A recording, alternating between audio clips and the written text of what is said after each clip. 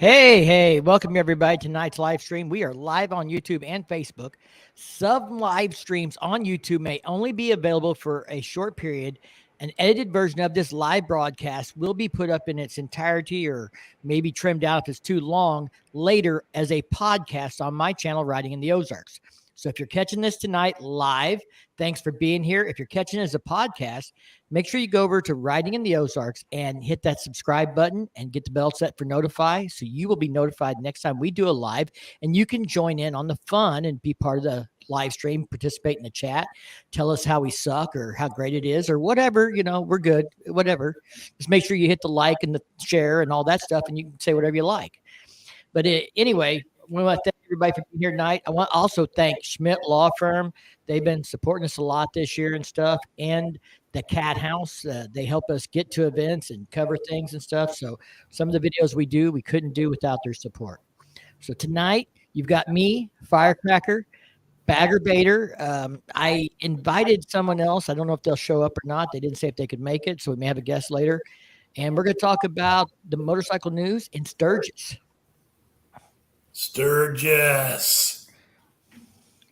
So, Steve, let's start off with some of the news. And we were just talking about that, the 120th.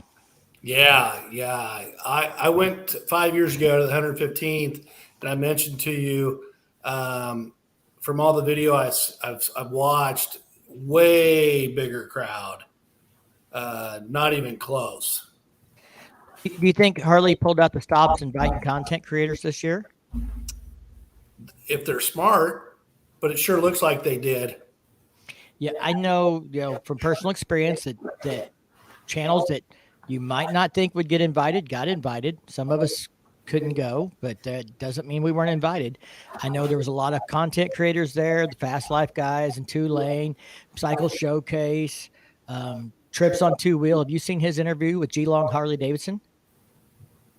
I did not. It's got like 30 or 40,000 views, I think, in 3 days. They talk about $1 Million Bogo and stuff. Hold on, I did watch it. Yeah. So he caught those guys up here from Australia. That was pretty cool. The owner, I always forget his name, Colin, right? The owner of Geelong. God, I like that guy. He makes me laugh. Well, it was a good video and stuff, but yeah, I think they invited a lot of people this year. I'm thinking that we're gonna for the 125th, we're gonna have to definitely make that a thing. Yeah. If we don't get an invite, honey, you're just gonna have to cash in the piggy bank and take me. You can borrow from your 401k, right?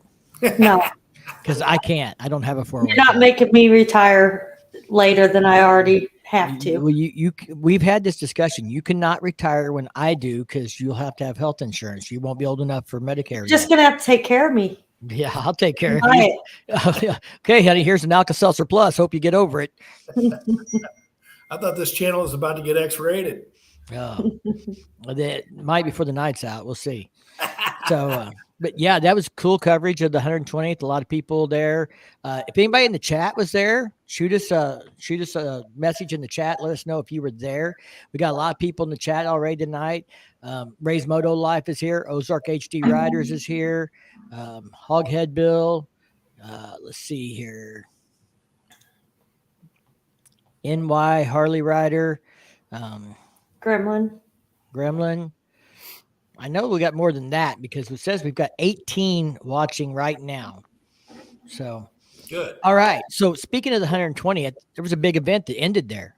One we've been talking about and we've been following. So Firecracker, did you hear what Adam raised as the final total for the Great American Convoy? I'm not for sure. I think it was over 600,000. It was 600,000. The original goal was 500,000. At least that's what I've seen posted was 600,000. So what they estimate or think they've raised. I don't know if because they were collecting money day of and stuff, but yeah, it sounds like we're around the 600,000 mark. When I say we, I mean all of us that contributed, because I know we donated. We were there when he took off and we made a donation there. And I know Steve got to go along on part of the convoy and donate and stuff. So, and Adam's really big about this isn't, it's him, but it's everybody doing this with him that makes it possible and stuff, and all the sponsors and everything. But, great cause, great amount, hit his goal. What was it, 84 days? He's been out there since April. 84 days of riding. Yeah. And I think I saw 38,000 miles. A lot. Firecracker, you were up. You want to do the convoy with me next time? I don't know that I can get off of work for that many days. Well, maybe you can get a sponsor. You can go along and, collect money or something for him, help out. Yeah. But yeah, congratulations to Adam. Great job there. Great cause. There's Jay Sorsby in the chat. What's up, Jay? So, I don't know. It's just it was a great thing. I saw some comments on one of my posts where I shared it, and somebody called me a Sandoval sheep, and I don't know what that's about. But for everybody that's out there, I judge people based on the way they treat me. Adam's never done me wrong, never treated me wrong or given me reason to say anything ill. And so, what you say says a lot about you. So when you start, slandering people or calling them names and you don't back up why, then, you're just adding to the noise, taking away from the cause. I think I shared with you, I've got a couple friends that are, in the business world, and they're like, how can he leave a business in the middle of the summer and take off and just for charity? And so the theory is, well, he's got to be getting paid somehow. And of course he had sponsors and that sort of thing. I'm sure that helped cover all his costs and stuff. But even let's say that he does take a cut, or he somehow does get compensated, even by Wounded Warriors themselves. Look at all the money he generated. Right. Well, now he has said that he does not take a dime of the donations. So whether, sponsors are helping him cover his expenses or whatever else, but as well as I do, the campground's got managers. They run it. He's not, before this, he was not there all the time. Yeah. He's got it running without him.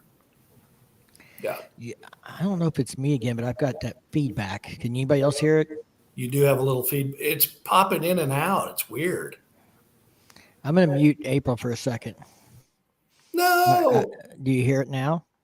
No. I don't know how we're getting that feedback, if it's same internet connection, but it's got to do with her mic. I haven't touched my mic. Well, you're very loud, so you could turn it down a little if you'd like. I don't know if it's gotten changed since we redid your desk or something, but. What about now? You're still loud. You're for you, that's loud because you talk soft. Female, what about now?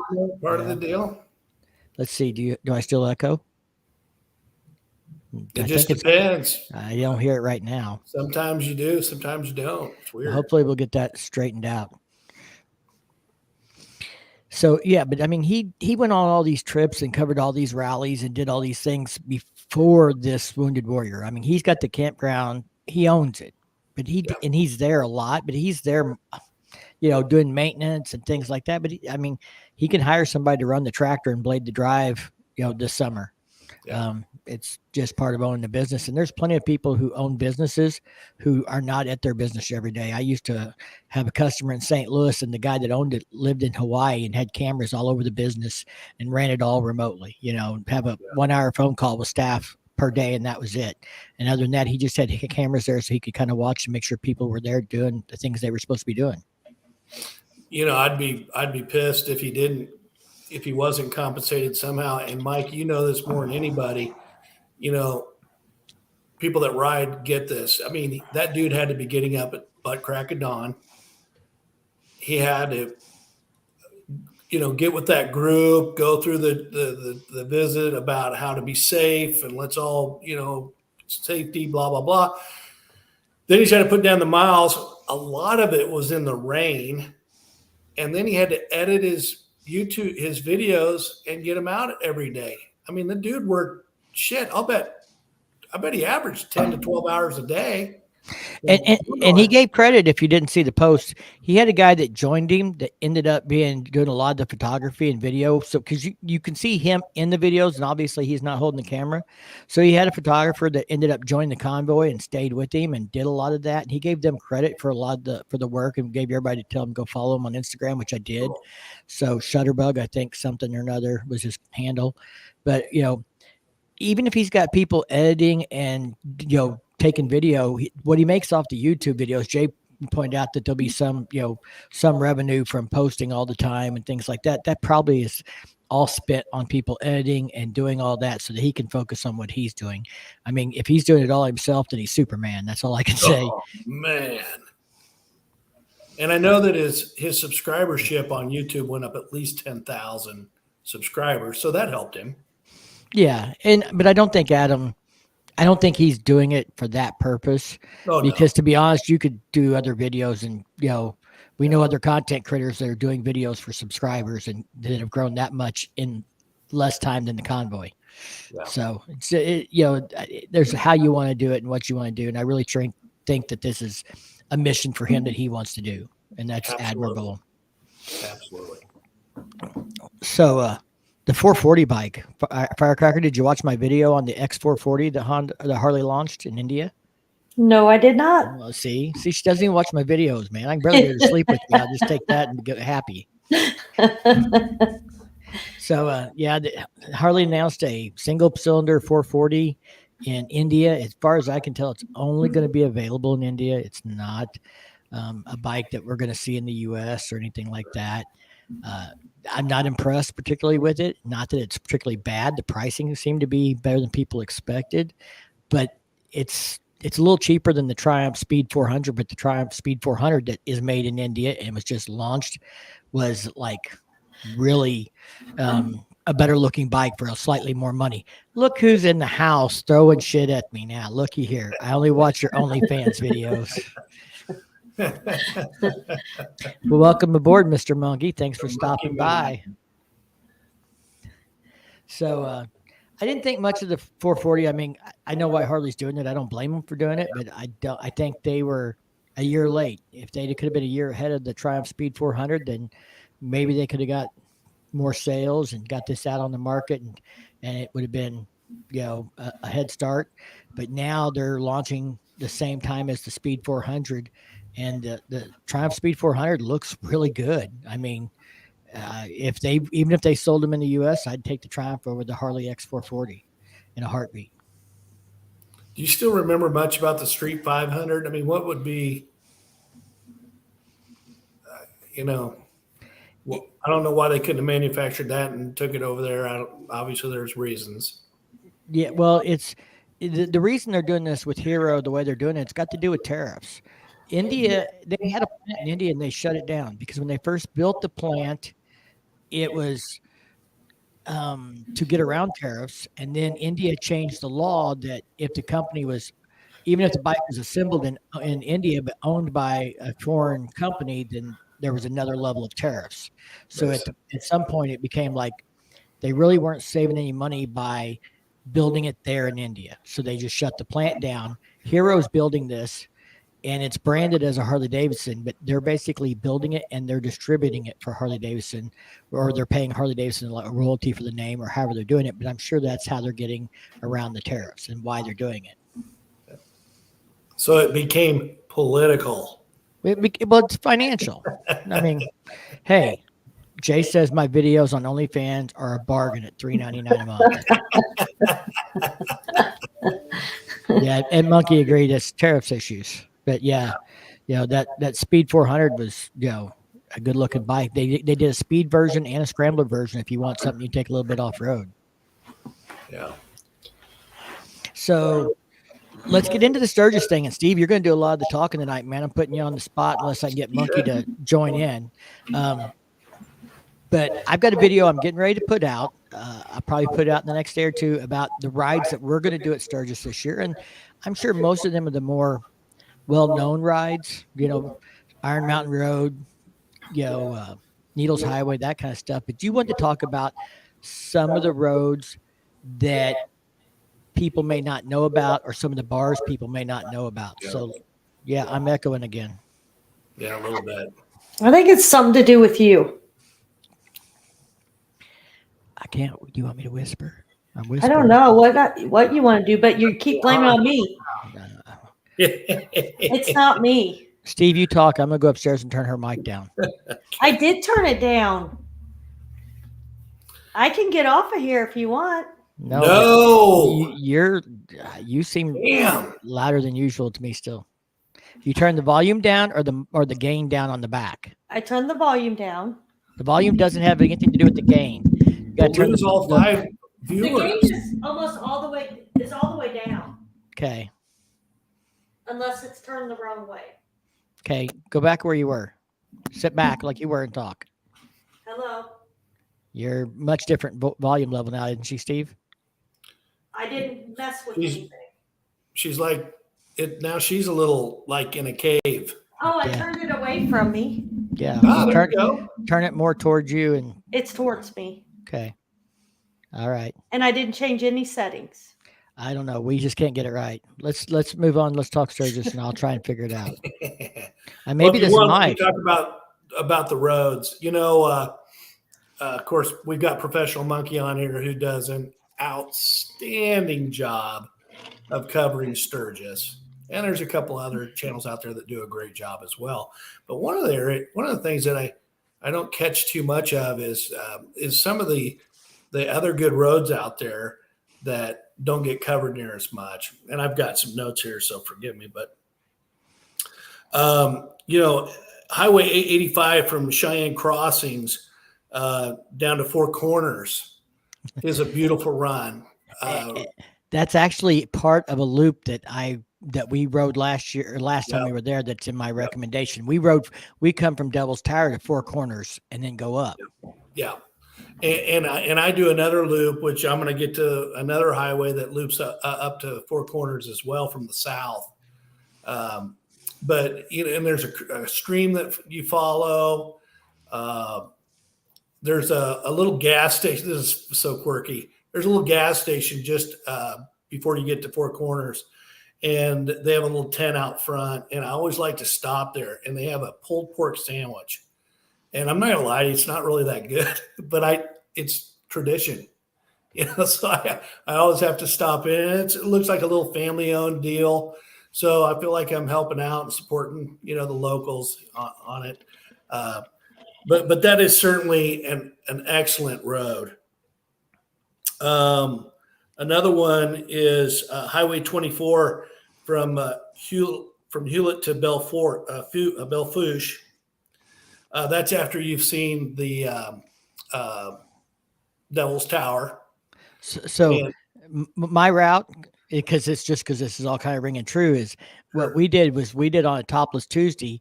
We did Belfouche up to Alzada and then down to Devil's Tower and back across Four Corners and back in.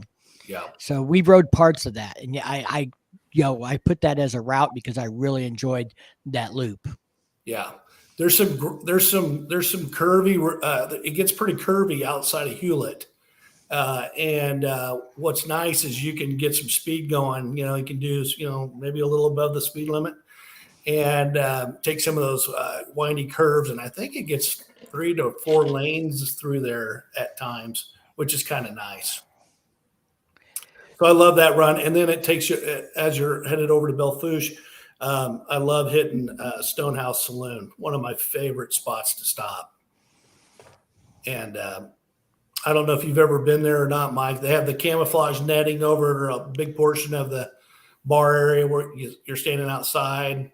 Isn't that where the Topless Tuesday and stuff is? Yeah, when we were there, they didn't have any camouflage netting. Okay. We were there 4 years ago. Okay. It's definitely Stoneville, and it's. No, not Stoneville. This is Stonehouse. Oh, no, yeah, I haven't which been is to about Stonehouse. 4 miles west of Belfouche. Oh, okay. No, So- we didn't stop there. If you haven't been there, that is you gotta go. It's a kick-ass bar, and it's out in the farm field. It's some farmer turned an old decrepit house into a bar just for the rally. Right, like Sturgis is the only place you could do that and get away with it once a year. Right. Another highway that I wanted to mention is the North Rockford Road. This is up by Cheyenne Crossings again, and that's Highway 85, and it takes you down to Rockford. And what's nice about that run is at the bottom is Moonshine Gulch Saloon, which is a really cool bar. I talked to someone that works there today. They usually open around 10, she said. They don't have any real specials going on other than they'll welcome you with open arms, full bar, and they've got some food options. Now, the only negative about that run is it doesn't run through, so it's a dead. It turns into dirt roads from there. So you have to go back up the way you came to leave. But it's a really nice, windy, curvy road. It's not real technical, but it's really beautiful. Let's see here. Highway 16 from Custer to Newcastle. This is where we're kind of making that loop, that southern loop. And I think a lot of guys from the West Coast probably come in this way, but I was surprised. There's a nice little section of that road that gets curvy and twisty, where you kind of have to hit the brakes and be careful of what you're doing. And I enjoyed that ride as well. And then I think the fifth and last one that I had was Highway 87, which heads south off 16A, and you take 385 south to Hot Springs. Have you ever taken that road down to Hot Springs? There's a pigtail there on that road. It's a very scenic run. I've only done it once. I definitely want to do it again. But those are 5 roads that are really fun. I recommend everyone listening to check those roads out and maybe make a day and try a couple of them. Yeah, I don't think we've got to do much. The only thing we did around the Mount Rushmore area was we did the Iron Mountain Road, Needles Highway, and part of Custer State Park. Funny enough, I've never done Custer State Park. I grew up in a town where there was buffalo or bison, so maybe it just doesn't excite me. I'd rather go. When you come off Iron Mountain Road, you're like at the entrance. Yeah, you're right there. Yeah. Yep. So we went into Custer and we went into a little bar and they were playing Cody Jinks. And we were Cody Jinks fans. And this was 4 years ago before he was big enough to be opening up for Foo Fighters at Harley Davidson's 120th anniversary. Right. And, I was like, this is my kind of place. Cody Jinks is on the jukebox when we walk in the door. So Yep. Monkey says, all great suggestions. You should do a video for real. It'd be good to see those on the map. So, Steve, maybe me and you get together and do a follow-up because I have a video coming out already recorded with mine, and we'll let people know we're going to try and come out with another one. And you can send me maps, and we'll see if we can put something together. Yeah, absolutely. You bet. My videos I'm going to come out with, I do throw some screenshots up of the roads to help you find where they're at and the sections that I've rode that I'm particularly, excited about. And Iron Mountain Road and Needles Highway is something everybody rides, but it's still a good ride. That loop around Devil's Tower is great. It includes part of the roads you were talking about. The part out around Devil's Tower come back into Four Corners. It's not real technical. These are big sweeping turns. It's something everybody can ride, but it's still very beautiful and scenic. And, you're out, you can ride for 2 miles and not see a house. Mm-hmm. Yeah. Did you say that you took the road from Hewlett up to Stoneville Saloon? From Belle Fourche. We took from Belle Fourche to Stoneville, and then you backtrack like a mile and you cut south down to Devil's Tower. I don't remember the highway, but I went with a guy that's been a bunch of times, and there's a turn right when you get into Hewlett, you turn left, and it takes you up to Stoneville. And for anyone that wants to just cut loose, man, and see what your bike will do, there is absolutely nothing, and most of it's very straight. And let's see if you can share the map here and you can point it out. Yeah, you can haul some serious ass on that road. I don't know if I can. We're going to share a screen here. I've got my computer here too. So, here we go. Yeah, so So just as you enter Hewlett from Devil's Tower, it's Highway 112. Yeah, that's what we took from Stoneville down. Okay. So that's you how know we you do can it. haul ass on that highway. Yeah, There's we no came. one. So my route that I'm going to share in my video, you go from Belle Fourche. Well, hell, So you're on think I've got Highway the files. 24. Yeah, hang on. I'll just share with you guys that tuned in to early some of the routes that I'm going to bring up. So let me remove that, and because I've got them mapped out and saved already. It's because you're a professional, Mike. Well, it's because they're already in the video, and I've got like a 1 minute outro to record after this, letting people know we're going to do a follow up video, and then I'm going to publish it. It's probably tomorrow or the next day. So, Devil's Tower Loop. I'm going to pull this up and then share this. If I got time, so as we were leaving Hewlett on Highway 24, and we were heading toward Belle Fourche, I don't know for sure, but I kind of have an inkling. As we were hitting those curves, I was doing probably 65, 70. And all of a sudden, I had a group of about 4 dudes who obviously knew how to ride because I was clipping pretty good around those corners. They came by me. Now, they didn't fly by me, but they came by me. And they had California tags. And I'm not so sure that was the 2-lane life crew. You never know. Could be. Before they were 2-lane. Seems So- like – yeah, go ahead. So here's one of my favorite loops. It hits a lot of those roads you were talking about.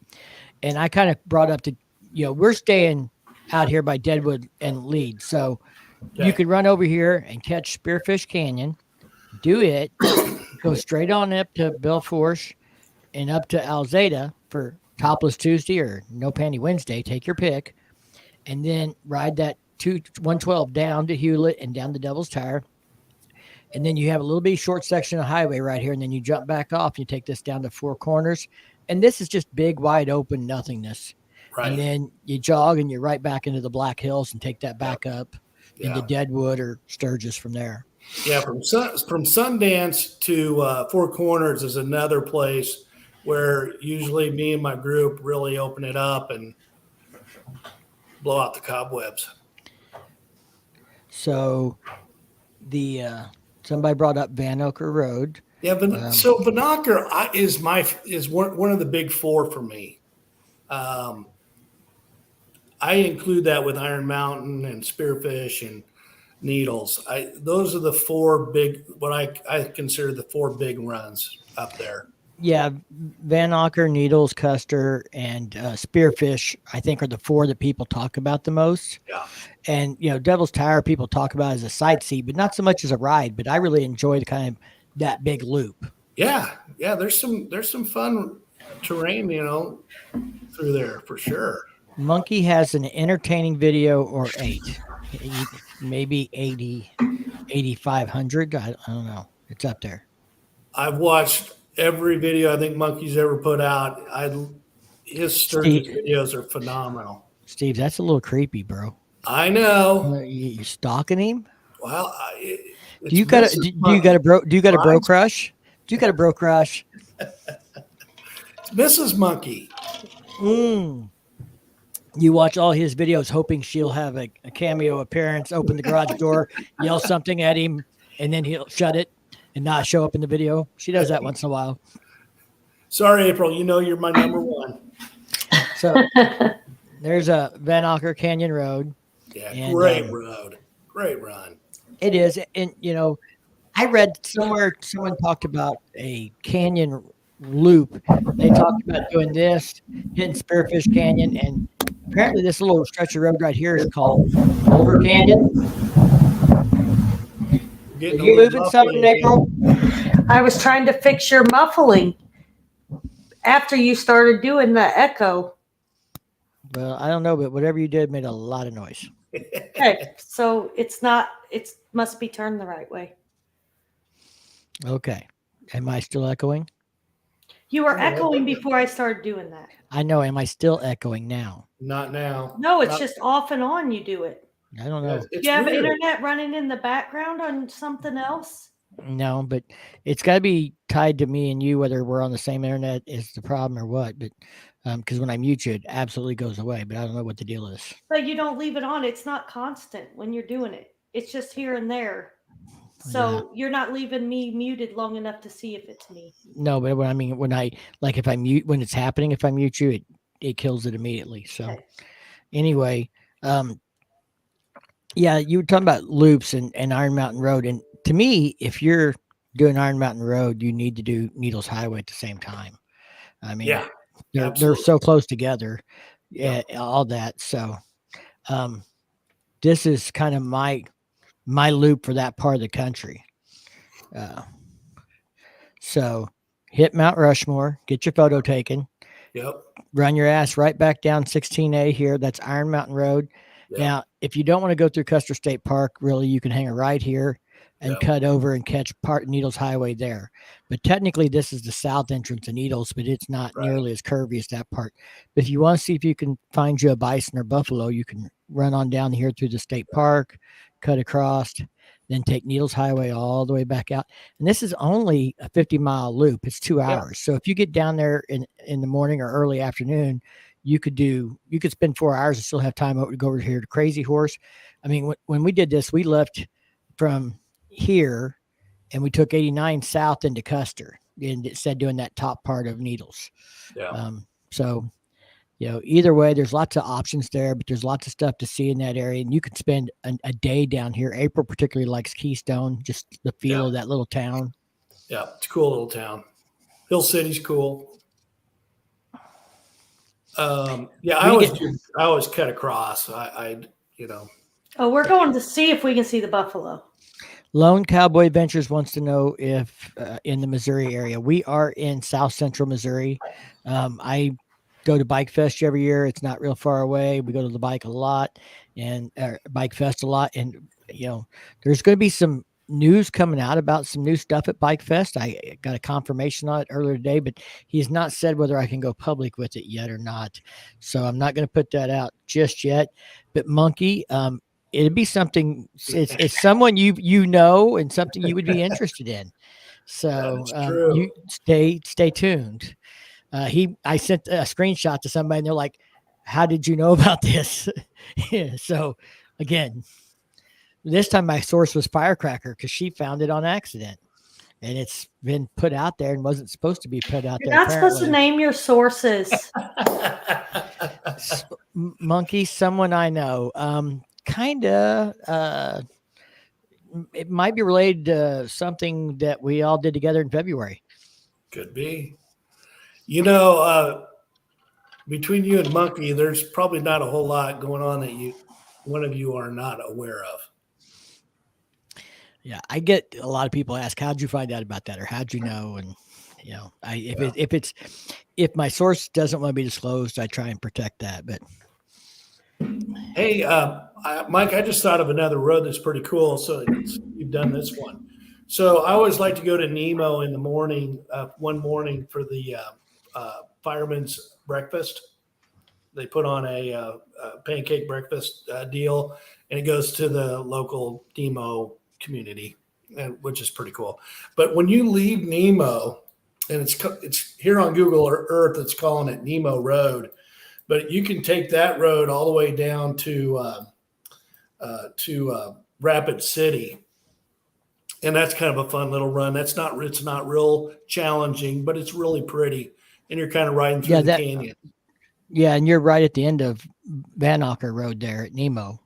Yeah, and what I usually do is once I get to Rapid City, I hang a left at the U-Haul. That's how I always remember it. I hang a left at the U-Haul, and then I run over to the Harley dealership. I'm trying to remember. Do you remember, Firecracker, when we did Van Auker Canyon? That's the one where there was an accident and we had to stop and wait while they were bringing a helicopter in to fly people out. And we were sitting there for an hour and stuff. When we got to the end of that road, did we go right or left? I don't remember. I don't either. Yeah, somebody else was leading, and you were on the back, and you didn't have to worry about which way we go. Very Yep. nice. Monkey says he has no idea what I'm talking about. I'm aware of nothing. Well, As hey, he laughs. you didn't say anything about going to the Badlands, did you? In my video, I talk about the Badlands as being Okay. a ride that we do on our way in. Yeah. Because I do think people should try and make that loop. If you haven't done it, it's pretty cool. It's pretty cool to ride your bike through the Badlands. As far as seeing, like when he took me to see everything, because I'd never been there, that was my favorite scenery. As far as Mount Rushmore, yeah, it was okay, but it wasn't like I didn't think it was as much as exciting as the Badlands, personally. Well, Once you're Monkey- at the Badlands, it's worth the price of admission. It's just getting there. Yeah, it's expensive though. Goodness. Yeah. State park. Monkey, check your Instagram. Seriously, check your Instagram. It was on the internet. Firecracker found it, and when I sent it to the gentleman who's involved in it, he was like, "How'd you find out?" So I don't think it was supposed to be public knowledge yet, but it is out on the internet. It's not on Instagram. It was on Facebook. Well, if you click the link on Oh. Facebook, it takes you to a website. Okay. Okay. So it's on the internet, and Facebook's still on the internet. But yeah, it's public. It's not on a private page or anything like that. So I have a question for all of you. I know they print maps of most of the rides in and around Sturgis. Where and which one is the best map to get? I can't say because I don't usually I don't know that I picked one up in Sturgis. When we went 4 years ago, we went with friends and they already knew all these routes and they were going to lead. So we didn't worry about getting a map because we were just kind of along for the ride, letting them show us around and everything else. There's a map. So there's one map that everybody has. I mean, all the hotels, all the restaurants, everybody has this one particular map of the area, and it's good. I don't do as well with maps. I like to get on the internet. I like to get on Google Earth. They call me Google Steve, and I like to see it. I like to see it other than just being on paper. Yeah, it's cool. Monkey's read Instagram, so he knows what's up now. So, yeah, I will. I'm trying to talk that gentleman into coming to a live stream. I have a friend who knows him pretty well that's going to see if he can convince him to come onto our live and talk about that when the time is right. So Monkey said he had a funny story. He had a tire put on his wife's bike last week and he didn't even look to see what it was. He bets it's a Dunlop, but he never paid attention. His luck, it'll be a damn Shinko. Kendra. Sorry. Hope I didn't jinx him. That Shinko's not going to look good on that douchebagger he's building. This is her bike. Have you seen her bike with the build? Yeah. Douchebag. He went full douchebagger, man. He did not only the stretch back end, but the raked out stretch back end. And but it's a beautiful looking bike. So I love that. It better not be for $400. So Mike, somebody earlier in the chat, I don't remember who it was going and they were hoping to run into you, meet you, and was wondering if you were doing a meetup somewhere. We have not planned it. I don't really have any contacts or sources in Sturgis to say, hey, can I do a meetup there? So, haven't really planned anything. I do have a vendor or two that I've, worked with, Optic Eyewear, who's going to be at Rapid City. So maybe I'll reach out to Bob and see that if he wants us to come over and hang out for a couple hours at his booth and people could come by there and meet us or something. I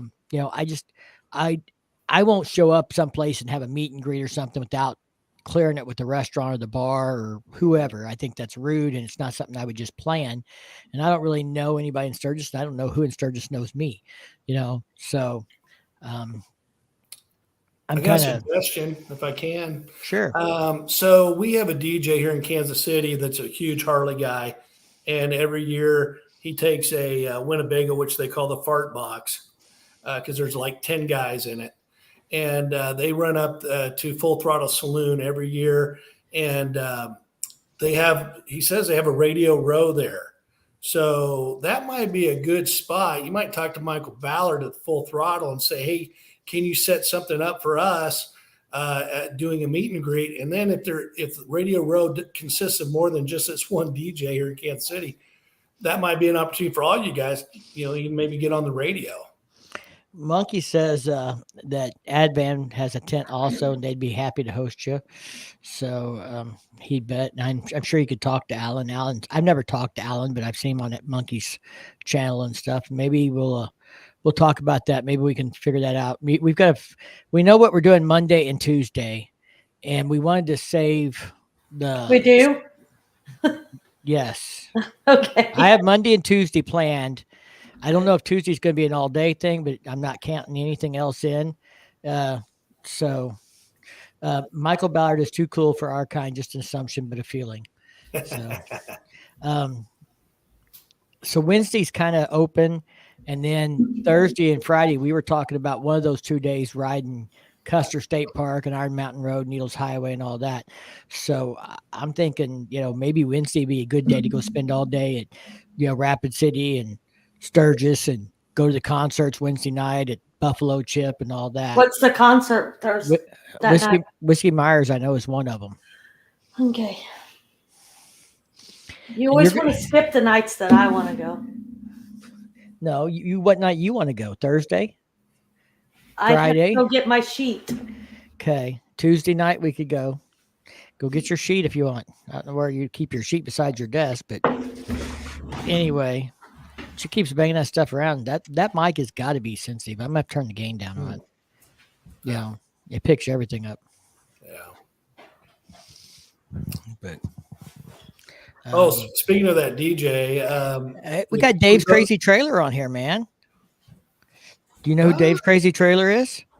He has a little crazy trailer at K River behind his Victory with all the stickers on it. You didn't meet Dave? I'm sure I saw him. I've been there too many times not to have. So I'll take the map out now. But so like for bars, we've never been to Buffalo Chip. It's going to be our first time at Buffalo Chip this year. Monkey, have you decided for sure what day you're leaving yet? And but we're going to try and catch up with Monkey and them at Buffalo Chip one night. But I know Kickstands has got some free concerts. I haven't been to that place yet. I've been to Full Throttle Saloon. I've been to One Eyed Jack's downtown. What's the other one downtown, the big one that's kind of on the main drag going out toward Buffalo Chip? The Steel Pony? It's a 2-story bar. Iron Horse or Steel Pony. Where's Broken Spoke now? Broken Spoke's right next to it. And I almost think it's all kind of one and the same, maybe even. Okay, I think that's the one we haven't been in. I was in the old Broken Spoke years ago. Yeah. So Loud America is another big one, which is across from. I want to find a bar that's not trying to rate me. So you got any of those for us, Steve? Get out of Sturgis. That little burger place, Mike. So off the beaten path, I did a list of some other bars that I don't hear being mentioned much. And the Back Porch in Spearfish. I know that they're very biker friendly. Is that the one in Spearfish? Okay, I'm thinking Lead. There's one right there on the south side of Lead that has burgers. That's what she's talking about. Chuck's or something like that? I don't know. You want me to pull up Google Maps and dive in? Oh shit. Louis. Okay. Yeah, Louis. And I think I heard somebody said they sold that. So I don't know what's going on really? there. Yeah. Now, a couple more miles up the road there, 85 is the Boar's Nest, which is kick-ass. Yes. Cool. We've never been there. We've seen it. Hey! Firecracker got her list out. I had to come on. I was interested. We're talking being serious. She had a list by her bed. I'm like, I got to get on for this. I want to hear what she has to say. Like, so she's got concert. Look at that, 2 sheets of paper. I love the organization. I'm serious. You put more effort in it. Have you nailed down what day you're leaving yet, Monkey? The wife leaves on the 9th, and I feel like I'm going to leave on the 10th. because Thursday. if I leave on the 10th, I can go to Pierre, even though it's spelled Pierre, South Dakota, to my buddy's bar, the Grey Goose. Yeah. And Jasmine Kane is playing that night in Pierre, and it'll be a smaller show. And we did this last year, but it was pre-rally. And they closed when they closed the bar. They locked us in the bar, and Jasmine and her band and me and my buddy just drank, just grabbing bottles. I have never spent the night in a bar before. And at like 3:30 in the morning, when we couldn't stand anymore, he unlocked the gates. We stumbled out into our RVs and just like passed out in the parking lot. And then the next morning, I just dumped my gray tanks in his parking lot and pulled out. It was awesome. It was so much fun. But this year, and you're thinking you're going back to that bar again this year. That's he's like, you son of a bitch, I could have showed you where to dump your gray tanks at. I'm like, right where I was fine. Hey, wait, if you're catching it on the way home, it might be black tanks. I don't know. Yeah. Yeah, no, it's so that's gonna happen this year. That same party is on the 10th when the rally's mostly over. And I need to be home by that Monday, the 14th. Right. So I could still do that. And then still have 4 days to get home without having to like try and kill myself every day. So we've got Sunday through Wednesday night to try and be a pain in your ass and get drunk and hang out. Oh yeah, but that's welcome. Yeah. Like that's yeah. Right. So our schedule so far, none of this is set in stone. Yeah. If you give a shit. Is so Sunday, right? The 6th is the custom bike show at the Iron Horse. That's we probably won't. Show. Yeah, I know about that, and we probably will not get in town in time because that's in the afternoon, isn't it? Yeah, that's at like noon or something like that. Yeah, we won't get there till about 5. That night is Leonard Skinnerd. Yes, that's on our list. So so that night I believe will be at the chip for Leonard Skinnerd. Monday the 7th is the Old School Chopper show at the Full Throttle Saloon. And that's a good show. All the like Billy Lane will be there. Everyone who's anybody, Paul Yaffe and all them will be there. So that message on Instagram, somebody said he's doing a show at Sturgis. He's doing an ice cream social. I know. You know what I think it is? I think that he and Cycle Source are really tight. And so just everything they're doing, they kind of, I don't know this. It's just an assumption, but right. But yeah, they well, I feel like they're very tight. So yeah, I hadn't seen a post about anything at Sturgis other than ice cream social. Yeah, his big show is the one that we all know. And then if he's doing that one there, that's cool. That makes sense. And then he also does a big thing at Smokeout. Right. I'm digging deep here because I'm like does a big thing at Smokeout. Well, and we can't get in too much trouble because it is on the internet. Yeah, and then everything on the internet's true. And then I guess if he's doing that you sent me, that'd be sweet. That'd be cool. But there's nothing official by him at Sturgis. But he's so close with Cycle Source, it kind of is all the same thing. You know what I mean? Probably helping them or hanging out with them doing the show. Yeah. But but he does do an ice cream social during Sturgis. Yeah, I put it on my calendar. Yeah. Free ice cream. It's on my calendar, man. First 50 get free ice cream bought by him. Now, I might have something pretty cool that neither of you guys are real privy to. I guarantee it because I am literally privy to nothing. On August 11th at Chopper Flats, which is a little campground out in the middle of nothing, just about 4 miles north of Full Throttle Saloon, Sugar Bear, he either owns it or that's his place. Really? On August 11th, he's having a Longfellow's Chopper show. Wow. I would give my left nut to meet that guy. No kidding. I didn't think he traveled still because I mean, I don't know him personally, but the dude's he's been around a long time. Like, I'm just going to shut up because someday I'm going to bump into that guy and goes, "You called me fucking old one night." I'm like, I just know that you made badass parts in the 70s, dude. Yes. Do the math. Yeah, because I asked her, I said, now, is he going to be there? And she goes, he should most likely be there on the 11th for that show. I'll be gone. I just don't have time. Even if I don't do the thing in Pier and I just roll out of Sturgis on the 11th, I still got to be like, leave the morning of the 11th and do 4 hard days to get home, Yeah, that's in the wrong direction for you. Yeah. That and you'll all love this. One of the reasons I've been kind of quiet the last 4 or 5 days on YouTube is getting ready for Sturgis. The motor's burned out on the slide on my RV. Oh, So I've spent the last 3 days trying to fix it myself before I realized I need to call a real man to come and actually do this. And he came out today, and it's so depressing to see someone in 10 minutes diagnose the problem, pull the part out, and order a new one. Like, we're literally maybe 12 minutes before the new motors were on the way. And I was like, damn it. Like, You could have spent those 3 days making videos and covered the cost. yeah. I'm probably, no, it wouldn't have covered the cost. Well, yeah. No, YouTube doesn't pay that well, but no. I'm thinking I'm at 800 by the time it's done.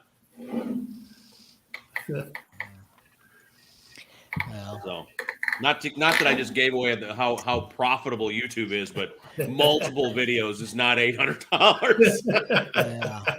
yeah. Everybody thinks everybody gets upset if you get something for free because they think you're getting rich on this deal and you're getting free shit and Yeah. For the longest time, man, when people talk shit about the Advan Black parts, I'm like, dude, I can't pay my mortgage with tour packs. right. So, I mean, it's great. I love the guy to death, and it's fun to be able to play with your motorcycle. But you can't live on parts. Like what, Right. They don't pay your bills. They No. And to be honest, a lot of times there's that damned echo. Yep, you're echoing again, brother. It's weird. I just muted her. Now I'm not echoing. See how that works? She's looking at me like, you fucker. She's gonna shank you tonight. Yeah. It's The something. firecracker, I look forward to seeing you at Sturgis. He'll be dead, but that's all right. She's just gonna show up and go, I don't know what happened to that motherfucker. He didn't When I show up with a black eye, you just pretend you didn't notice. He was whittling on wood. Next thing I know, it was in his heart. I don't know. fell on it So, 7 times.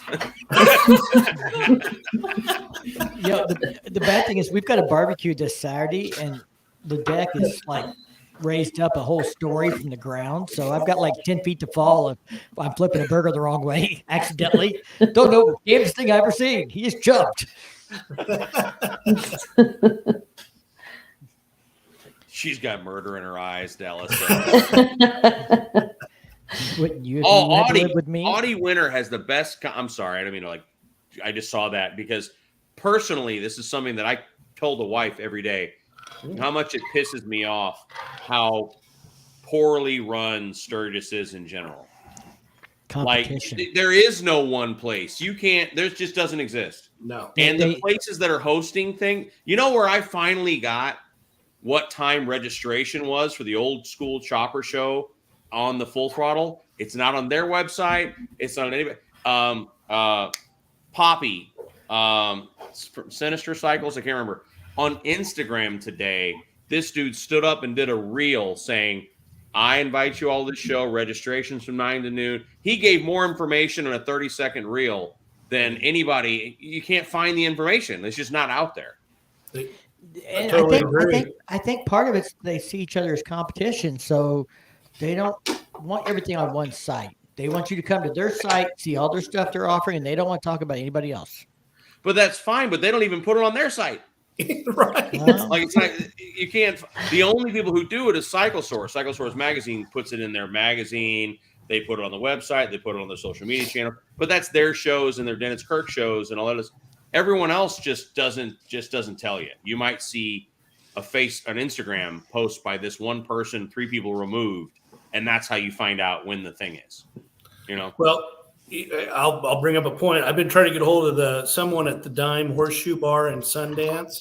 It's right downtown Sundance, and trying to see if they do anything special. I get on their Facebook page, and it's littered, and I recommend everybody go there. It's littered with wet T-shirt contests and burnouts.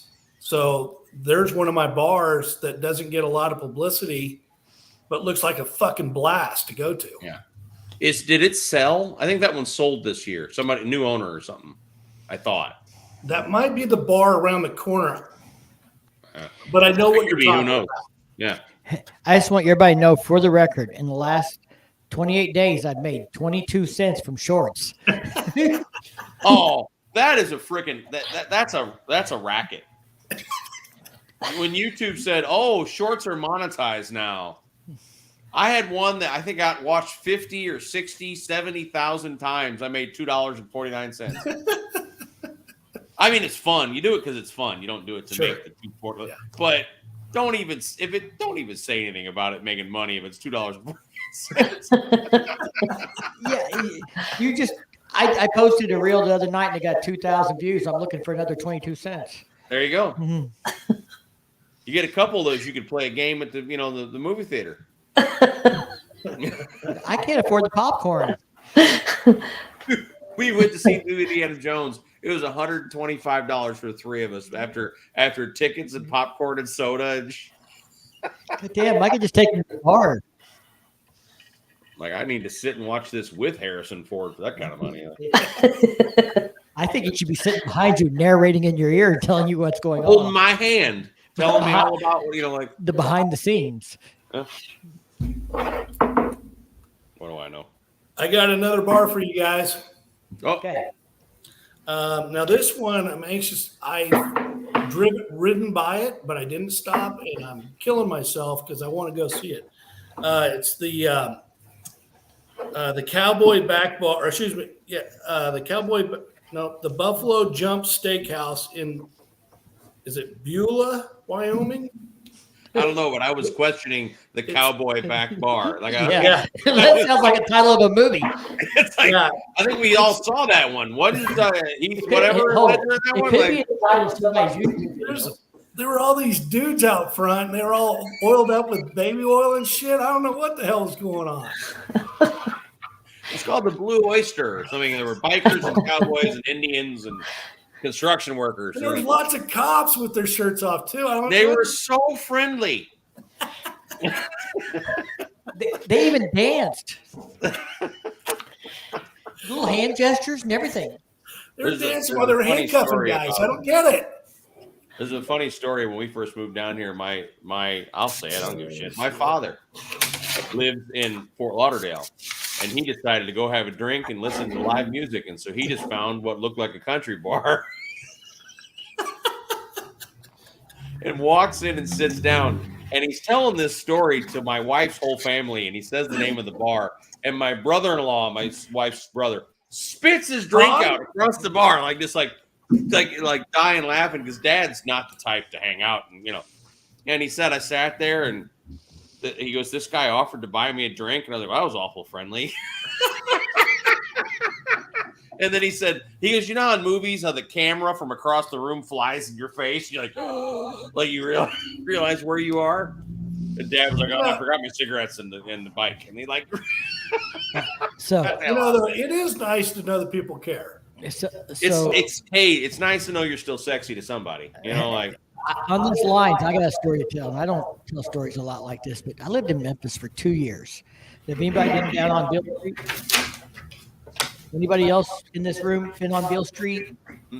I never have. You've been on Bourbon Street. You've been on Bourbon Street, New Orleans? Oh, yeah. Same kind of vibe, but small. Same kind of vibe, though.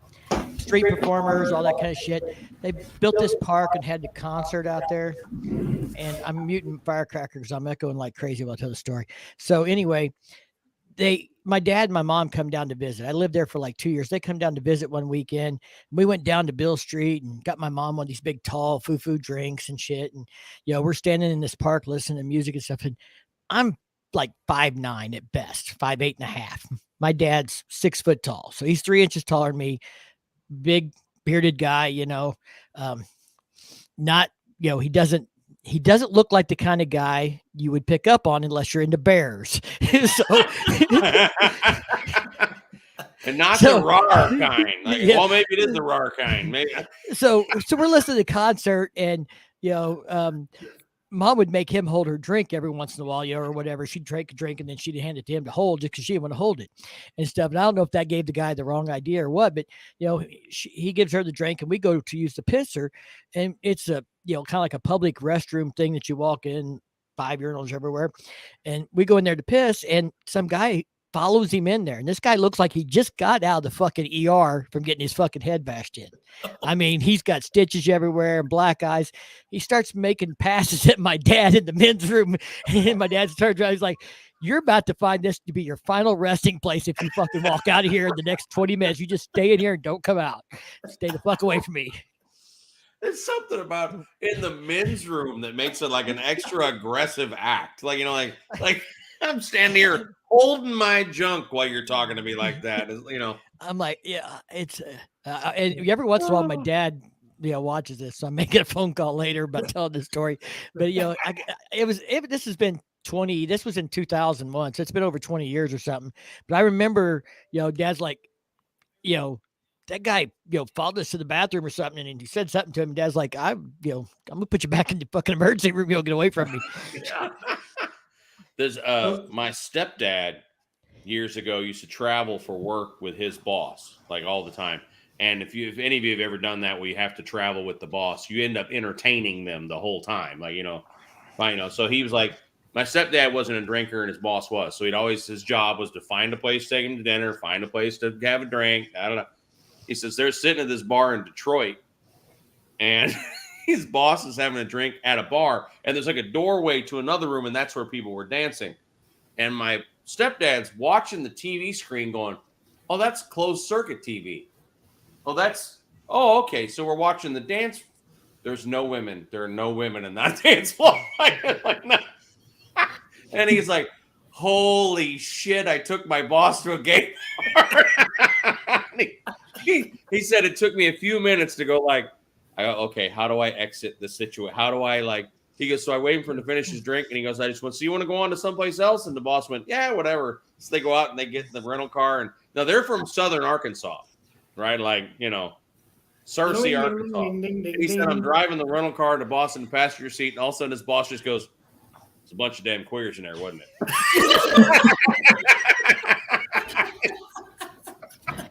It's like, yes, sir, it was. I'm sorry. Sorry about that. Cousin Ed is here. She's been on the phone. Everybody's going to Sturgis. Everybody's talking every night about this, that, and the other, and making plans and stuff. Firecracker, you didn't go through your list of what you want to see. That's because you didn't give me a chance. We got sidetracked. We got monkeyed. I'm muted. We got monkeyed.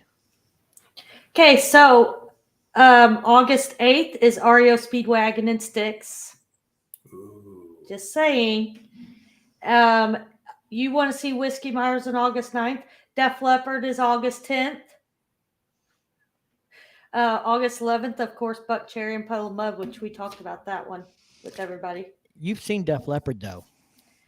So, August 7th at Kickstands is Creed Fisher from 9 to 11. He's good. Yeah. So Jasmine Kane, she didn't know who Jasmine Kane was. I said, I don't know, but Monkey says she's good. That's a friend of his. So. Well, they also have at Kickstand and Full Throttle some, I don't know, them Dirty Roses and stuff like that. That Texas Hippie Coalition. Yeah. By the way, Jasmine is biker famous.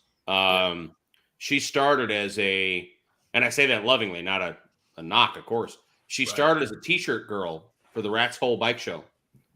And the main act just didn't show up one day at Daytona or something, or maybe it was Sturgis years ago. And the boss walks up and says, don't you play guitar or something? And she says, yeah. And he goes, you're on right now until I find. And she was like, I just around with the guitar. And he literally forced her up on stage, and she played Me and Bobby McGee. This is 15, 20, 25 years ago. I don't know how long ago. Wow. And she played Me and Bobby McGee, and then played a couple songs, just her and an acoustic guitar. And the boss said, find a band, you're headlining in Daytona next week, or that, that kind of thing. And ever since then, she's been biker famous. So she does all the rallies, and I mean, packs in huge crowds to see her play. She's badass. But She also wrote one of the songs that was one of the theme songs of Sons of Anarchy. Highway Prophet is one of her songs, and that was a Sons of Anarchy song. And then she's got a bunch of original stuff. The wife loves her original stuff, but she also covers Pantera and hard stuff. So she's really good. And I mean, she's mean as shit, but I like her husband. Her husband's really nice. And she's playing several times there. I seen that she's at Kickstand. I thought she was at somewhere else too. Glencoe. She's at Kickstand. Okay. She's at Glencoe and someplace else. I can't remember where else she's playing. Was she at Full Throttle one night? I don't think she's at Full Throttle. I don't remember. There was another place that I looked up. You can go to JasmineKane.com and she puts all of her. Yeah. She's one of those people who actually puts her frickin' schedule on her website. You can actually see where she's at. Have you checked our friends from Framing the Red? Because they play at one of the bars at Sturgis a lot. I didn't see them listed, but I only looked at the campgrounds I knew that we had talked about. I think they play One-Eyed Jacks or somewhere. Framing the Red. What's the name of the band again, bud? Framing the Red. Framing. It might be at the Knuckle. They play a local bar here 8-10 years ago, and I told them about our biker rally that me and April were involved in. We weren't involved in it at the time, and they played it. And then I had them back twice since then, since I've been working the rally and stuff. But they're really good, and they've got a song called "White Trash, Low Life." No, low life. It's got shit that goes over well in Missouri. White trash, low life, born and raised. I have the T-shirt. Worn it out though. That's got to be my theme song. I know this is kind of. So they're at Glen. She's at Glencoe, Kickstands, Grey Goose. The Grey Goose is the night I was talking about at the end.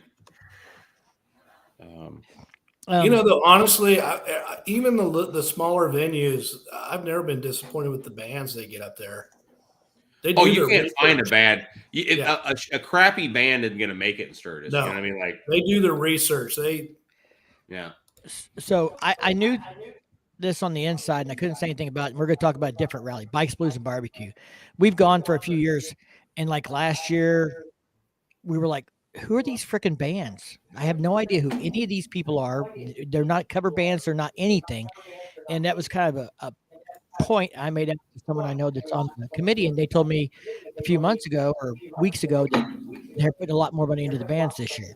So Blues and Barbecues come out with their official music lineup. Hang on. I'm muting Firecracker again. I got to figure that echo out. But, I know you can't come, Monkey, but I'm going to rub this in case anything sparks your interest and maybe you hop on a plane. If you hop on a plane, I bet if you get there, I bet you I can get you a bike. But Rogers, Arkansas on Thursday night, they're going to have John Conley, Blue Reed. On Friday night in Rogers, they're having Tuesdays Gone, which I'm going to guess that's a Skinner tribute band. Yeah. Tom Bryant Band. Saturday, they have Jackal, Chris Durante, and Simply Seeger. Eureka Springs, Arkansas on Thursday is having the George Brothers, which I'm thinking maybe that's a George Thorogood a tribute band, or maybe it's not. I have no idea. I never heard of them. But Ian Moore and the Shotgun Billies, Simply Seeger, Quiet Riot. Simply Seeger, I guarantee, is a Bob Seger band. That would be badass. Yeah. Well, and I think that's Quiet Riot's like the real Quiet Riot from when you and I used to sneak in and look at somebody else's Playboys because we couldn't buy them ourselves. Saturday night, the Tom Bryant Band on Cinemax. And then on Saturday night in Eureka Springs, they have Big Gun AC/DC tribute band. So that's also, by the way, Framing the Red, your band, they are playing in Pier at the Grey Goose, the place Jasmine is, the next night. Yeah. Oh, so wow. yeah. But I don't see him on anything for Sturgis, but that doesn't mean anything. Maybe they may not have it up yet if they're still trying to work out their deals. I know some of those guys wait till the last minute. That's the thing. They wait till the last minute. You can't find the bands you want to see. It really kind of sucks. Like they really don't do, You might check Framing the Red schedule, see if they ever play in Florida, though, because they are out of the South and they travel all over. And if you ever get a chance to see them, they are really good. Oh, they play Roscoe's Chili Cook-Off. Yeah. So that's close to me. So if you ever get to see them, They may not know me as riding in the Ozarks, but if you tell them the chairman from the Mid-America Freedom Rally, because I booked them twice there, they'll know who I am. Right on. Yeah, if they play Roscoe's Chili Cook-Off, they're pretty damn good. Yeah, they're really good. They're a good band. Now, there's more coming for Bikes, Blues, and Barbecue, but I can't say yet because I'm not allowed to spill the beans on a big secret that's coming out. Yeah. You know, in Sturgis, another place, Deadwood. I usually stay at the Franklin every year. Not this year, but you know, the city put in that little square. Harley Davidson Central or something. Yeah, like and they've that. got a stage there, and in 2021, that place was rocking. What is that called? Stage. It's got like a big Harley bar and shield on it or something like that. Yeah, the city. And what sucked is because that's where I used to park my motorcycle. It was perfect, but It was a parking lot. Yeah, it was the best lot in Deadwood was where that stage is. Now it's like, you know where we always park? At the very, very end of the street, across the street from the Hampton Inn, there's that little Irish pub. Yep. It's for guests only, but there's always space. And if you just say we're going to have a beer at the pub, they don't care. So, and we're walking the whole length of the street anyway. So do I care if the bike's at the end? You know, like You know where I'm going to park in Deadwood at? Mm. Wherever Harley Davidson tells me to meet him at. Hey, have either of you guys been to Deadwood Cycles? Not yet. No, but they're good people. I want to go this year. They're nice Go people. in there. It's pretty cool. You can actually kind of walk around. There's half of it's a bar, and the other half is their shop, and it's pretty cool. I had a fun time in there. I had somebody comment on Facebook or YouTube somewhere, some guy named Ed, about us being in Sturgis, and he's like, and I guess he's with Harley Davidson doing the demo rides or something. He's like, we'll be in Deadwood. Come holler at me. We'll hook you up on a demo ride. And I'm like, I got that one covered. But I appreciate it. And that's the funny thing about rallies when I get a lot of channels, whatever that they go and they want to gravitate toward that, but I'm like, I got a bike and I'm busy and I'm paying for this shit and I don't, you know, like I'm not here to promote your thing. Like I'm here on my vacation, so it's tough, you know, like. If I'm riding what I think I'm riding that Tuesday, that'll be cool. That'll be cool for me, especially since I missed this last weekend. I'm sure it is. I'm sure that that's what they'll put you on. So yeah. So I was, feeling a little twinge that I missed out last weekend when I saw all the posts and everything. But I was FOMOing hard. I was just like, you sons of bitches, you know. Yeah, because we both kind of turned down an opportunity there. Yeah, well, some of us have to pay taxes so the world will go round. Can you tell I'm snarky and pissy about it? Like, I love paying taxes. I like to pay taxes on the same thing year after year when I've already paid taxes on it. That's my favorite. Yeah, that's the best. We don't have property tax in Florida, bud. Come down. We don't have personal property tax. We have real estate tax like you wouldn't believe, but you know. Yeah. Hey, my Monkey, house costs me a new Toyota Camry every year in taxes, basically, is the way I look at it. On one of your lives, I brought up another bar in St. Onge, Onge. Have you guys ever heard of that bar in that little town? It's between Bellefouche and Bellefouche and 90, kind of on your way back to Sturgis. It's a little town, and there's a bar there with the same name. And every time I've ridden my motorcycle by that bar, it's packed with bikes. And then I heard that they have they're known for their steaks. Huh. So I'm dying to try that place out too. Before I hopped on, the wife and I were talking about how everyone has their Sturgis traditions. Yeah. And you said earlier, like, oh, I go there and it's not that good, but I go anyway because it's my tradition. Like, and we laughed, like both of us burst out laughing because it was like we have our traditions.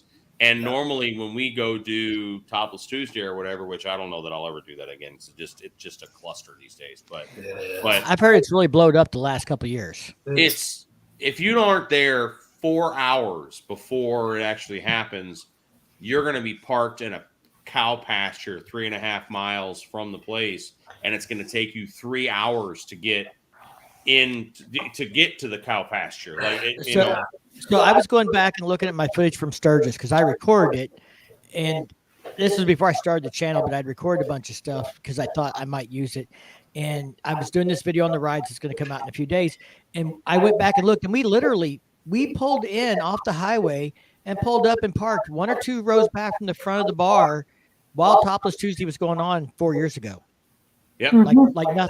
Not going to happen there's a today. lot of bikes It there, has but blown like it was up that nothing. fast. It really has. It really has. And all the damn all you see is a bunch of people's phones because every pervert in the crowd is trying to record everything. I think it's probably because I've been wearing that patch on my vest for 4 years because Topless Tuesday. Everybody's asked me about it, so they probably should like at least give me a free beer and a better parking. I would think, yeah, but it's. But anyway, the point is when you go to that. Every year it's been when you leave there, you got to get back to Deadwood or Sturgis by a certain time for a certain thing. So we've always just been on a mission. Yeah. You know what I mean? So there's no stopping between Alzada and Sturgis. It's like you got to get back for this concert or this thing or this, whatever. The one thing that'll be fun though, and I don't know what your availability is. So the night of the 7th, right? Yeah. The night of the 7th is the Wild Vegas pool party at our campground at the it's public, the pool area. So we're staying at Steel Pony this year. And Steel Pony is the campsites and grounds are all like behind a wall with like security and all this shit. But out in front of that, facing the highway where you're watching all the idiots going to Glencoe and the Buffalo Chip, it's on the corner. It's directly across the street from Glencoe. There's that gas station and what used to be the Beaver Bar. I'm told she didn't renew the lease, so it's just a white tent, I guess, this year. So you guys are you further out than Full Throttle Saloon? Or are you closer to Sturgis? Oh, closer to Sturgis. Okay. It's where the old Full Throttle Saloon was. Yeah. Okay. Yeah. So we're on the main drag. Shit, I can never remember. So where you running the gauntlet out of Sturgis toward the Buffalo Chip, before you get to the Buffalo Chip on the right, on that stoplight where Glencoe is. Glencoe is left, Steel Pony is right, Buffalo Chip is straight. Yeah, there's a big gas station there. Yeah. And there's a white tent that used to be the Beaver Bar. She didn't renew the lease, I'm told, this year, so I don't know what's going on with the big white tent. But anyway, the front section of the Steel Pony is public. The pools are public, the bars are public, there's a camp store there that has everything you need. There's a Vegas style pool party that's being hosted by some famous woman MMA fighter. She's like emceeing it or something. That's the night of the 7th. And then, yeah, that's the biggest thing after you get there at my place. But that'll be a lot of fun. So we might get him over Monday. Tuesday we've got to get up, meet Harley. So as long as we don't go crazy, we'll be okay. Well, then I wouldn't come because I'm going to force feed booze down your face all night. Well, how am I going to get home? That's your problem. Yeah. You can ride bitch on the back of my bike. I'll just get up at sunrise and leave. Sleep on the ground next to the pool. Can we pack we're going to have to pack the little air mattress now. Just so we can sleep wherever we get drunk at. We had that bike rally Memorial Day weekend, and then we got up to clean on Monday morning. Yeah, everybody's tearing down, and we go down. We're picking up trash at 7 a.m. And I come up on this dude who's on like a road glide, and his head's laid down against the tank, and he's got his hoodie pulled over his head. That's where he slept all night. He had to somebody had to go over and check him for a pulse. And about we're all picking up trash. 20 minutes later, we see him climb off of it and go head over to the CMA booth to get coffee or something. But he literally, that's probably where he passed out when the concert ended at 1 a.m. and he just put his head down on his tank and went to sleep. Didn't even try and make it back to camp. And it's not even 13 acres of camping there. No, that's in Sturgis. You'll end up in the back of a cop car, that kind of crap. And because you were sitting on your bike, you got a DWI. So that's the one thing that I've said in videos a million times, and I'll probably say it again this year. I need to, because I think all these dudes, I'll be fine. You won't be fine. No. Not in Sturgis. Like they pull you over for no reason in Sturgis. Like they'll just pull you over and go, you seem like you're not drunk. Like they'll literally just walk up, they'll lie and say you were doing 2 over and just sniff you and go, all right. And that's they just pull by. You'll see a row of cop cars just pulling bikes left and right. Yeah, we've seen some of that, and that's what I said. If I gotta get this back to the house, I'm not gonna drink. She can sit on the back and get as drunk as she wants. Right. You can force feed her drinks, and I'll run the camera. There you go. That's trouble. What? That's trouble. That's too much. No. I'll bring a roll of duct tape so we can just wrap her to the safety bar. I got 2 bungee cords in the tour pack. I've never never need them. I've never been that bad, but it's bad if I get drunk. I get in trouble. I get myself in trouble. Hold it. You said there's an MMA fighter MC in this thing? Yeah. Yeah, I can see where this is going already. Don't you think you're bad? No. Now, the crazy thing is, this is what I was telling the wife. We went to Glencoe last year. We took the bus to Glencoe and then walked the rest of the way. Well, it's a freaking half mile from the gates to the alley where you want to go. And then you walk around and you're damn crippled the next morning because you've walked 19 miles that night. So this year I'm like, we're going to ride. I'll ride the chopper. My chopper is like a freaking go-kart as far as like being tiny and throw it around. And she's like, yeah, but we have drinks. I go, babe, you understand? Glencoe is straight across from Steel Pony. Like literally, if I got pulled over going from Glencoe to Steel Pony, it would be impressive. Like I would, like what I did was glorious. You know what you it's could do? Like you pull out to the red light and you just go across the street. Like does the chopper have a key? It does have a key. Okay, so you put it in neutral and you push it across the highway and she holds just the key. Roll. You roll it across the highway and you make her carry the key so you don't even have the key on you.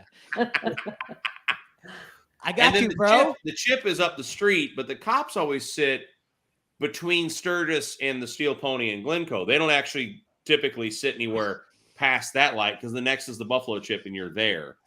So they typically stay over here. So I kind of figure we can go to the Chip and back to the Steel Pony without a whole lot of issue, you know. We've got a friend who's staying at the same campground as you, but he doesn't get to town till the 8th. Is that when he's coming in, April? I thought it was the 9th. Okay, but yeah, we got a buddy who's coming in like. Oh, he's not coming in until the 9th? Okay. Yeah, he's not coming in until midweek. He's probably getting your campsite when you pull out. Right. My buddy, he has a cabin, but he booked it too late or something went goofy. So he's like, we had to figure out where we're going to stay the first couple of days we're there. I'm like, tent. So he's going to tent at the I go, you already have to buy a pass for the rally, so why would you buy anything else? Like, so they're going to tent the first few days and then move into their cabin, I think on the 4th or 5th or something like that. I don't know. But. Well, Firecracker, write down Monday night, pool party, monkeys getting you drunk, and I'm recording. You write it down. You got the notes. If I write it down, it's not going to be on your notes. You haven't agreed to do any of my notes, so you've got the schedule, not me. She's talking like I actually have a choice. Yeah, you do. Because you got to drive me there. Because you got your own 2 wheels. My bike's staying parked because I'm going to drink. Where are you staying again, Mike? We are on actually just outside of Leeds. We got to go all the way from Sturgis back to Leeds. That's a haul. Yeah. So I will stay sober to drive us. But you can get her drunk and I'll record it and it'll make for a great video. There you go. Now you could go into Deadwood to the Franklin and pick up the bus from there and at least get you down to Sturgis from there. That'd give you time to sober up, maybe even grab a coffee in Deadwood somewhere and then head on back up to Leeds. Well, the bus goes to Glencoe, which is actually goes to the swamp, and the swamp is just a shed directly across the street from the Steel Pony. I mean, we're talking a 4-lane road walk across, like there's nothing to it. So you could I pick up a bus in Deadwood at the Franklin. Yep. Whose bus is this? How do I find it? Bus. DABUS. What's the and bus they cost? usually have a couple little gals in there serving you some drinks. And you can drink on the bus. Like they have cheap beer and stuff. Yeah. So I'm wondering if they've got a pass that I can buy. They do. It's worth it. What is it, $50 or something? Yeah. It's like it's worth every penny. Yeah. And you take the bus from the Franklin to the swamp, and the swamp is their main depot, and their main depot is across the street from my campground. So How late do they run? They run till I think midnight. Well, Hold that was up. later. hang on, we're gonna present share a screen. So the last time I took the bus, the driver, all she had on was tennis shoes. And then her lesbian wife was the bartender who had just tennis shoes on. And I'm telling you what, that was a hell of a ride. So here's departure times. Here's the Sturgis motorcycle rally. 1:30 a.m. 1:30. Cool. That's during St. Pat's there, Mike, that you've got. You got to go down to right there. And, and make sure, because, they do all kinds of routes. So make sure whatever time it is the one that gets you back to Deadwood. Yeah. That's my only thing. There's the rally right there. Go back up. Oh, no, the last 83rd Annual bus Sturgis. from Sturgis to Deadwood is 1 a.m. Okay, it's 1. So where I got am I another missing funny that story at? about that. Where am I missing that at? Where am I seeing that or not seeing I that? went to the 2023 rally routes, and now the flyer is out of date and says 2022, but I guarantee it's the same. They just haven't updated the graphic. But it says 2023 rally routes.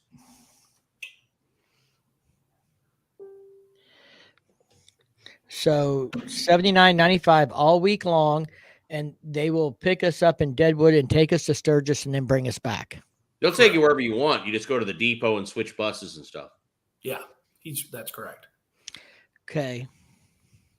You can go from Deadwood to the Full Throttle. You can go to Deadwood to the Buffalo Chip. You can go, you know what I mean? Like, you can go anywhere on the bus. Yeah. Well, what do you think for $160? That's a lot cheaper than a DWI. Yep. Yes. Ain't it, though?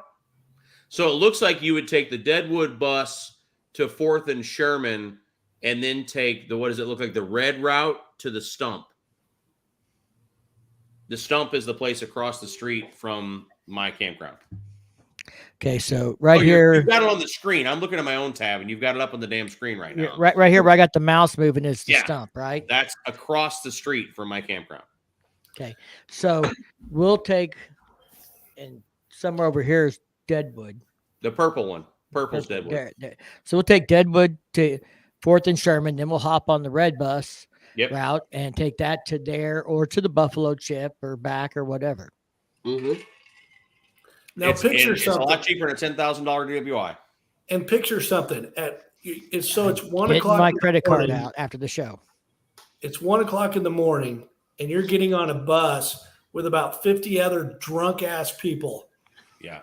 And I'm going to have a camera. Do I need to add any more explanation on how that bus ride usually ends up? You would probably need to leave my campground at midnight. You got to get back to 4th and Sherman to get the Deadwood bus, right? Yeah. So your bus runs, the shuttle bus there runs every 20 minutes. And we got to catch the purple bus, Sturgis to Deadwood. Last bus is 1 a.m. So we got it. Yeah. If we leave yours by 12, we'll be back to hit that 1 a.m. bus. We'll be back to Deadwood. And by the time we ride all those buses, we'll be okay to get from Deadwood back to the house. Because I'm still not going to I'm not going to get crazy. I'm just going to, that gives me some time.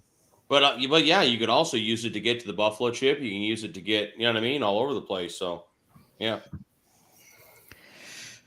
Well, I guess I prefer $160. Thank you guys very much. Oh, sorry. I'll shut up. No, I'm just saying we're going to spend $160. Thank you guys very much. That's a lot cheaper than DWI. And it'll be more fun than me staying sober the whole time, not being afraid to drink. Because I've seen what you're talking about in Sturgis where they're literally, you didn't put your foot down. Oh, those don't look like those are safety glasses. You know, whatever excuse they can find. Does anybody want to know how I got arrested in 2017? Very much so. So this is back when Mr. Bates drank a lot. And I'm at the One-Eyed Jack's, and I'm definitely in a very happy spot. But being a 50-year-old man, I got to pee, right? So I'm behind the bar, and I see a garage. And I'm thinking, perfect. So I go over, pull out the monster. All of a sudden, 2 cops are like, really? They're standing like 10 feet from me, but I can't see them because my eyes haven't adjusted to the darkness outside. And then, so they arrest me, and he goes, you're going to be pissed. And I go, why? He goes, because when we get around this garage, there's like 10 banks of fucking Johnny on the spots. I go, come on. Why didn't you just tell me to put it away and go over there?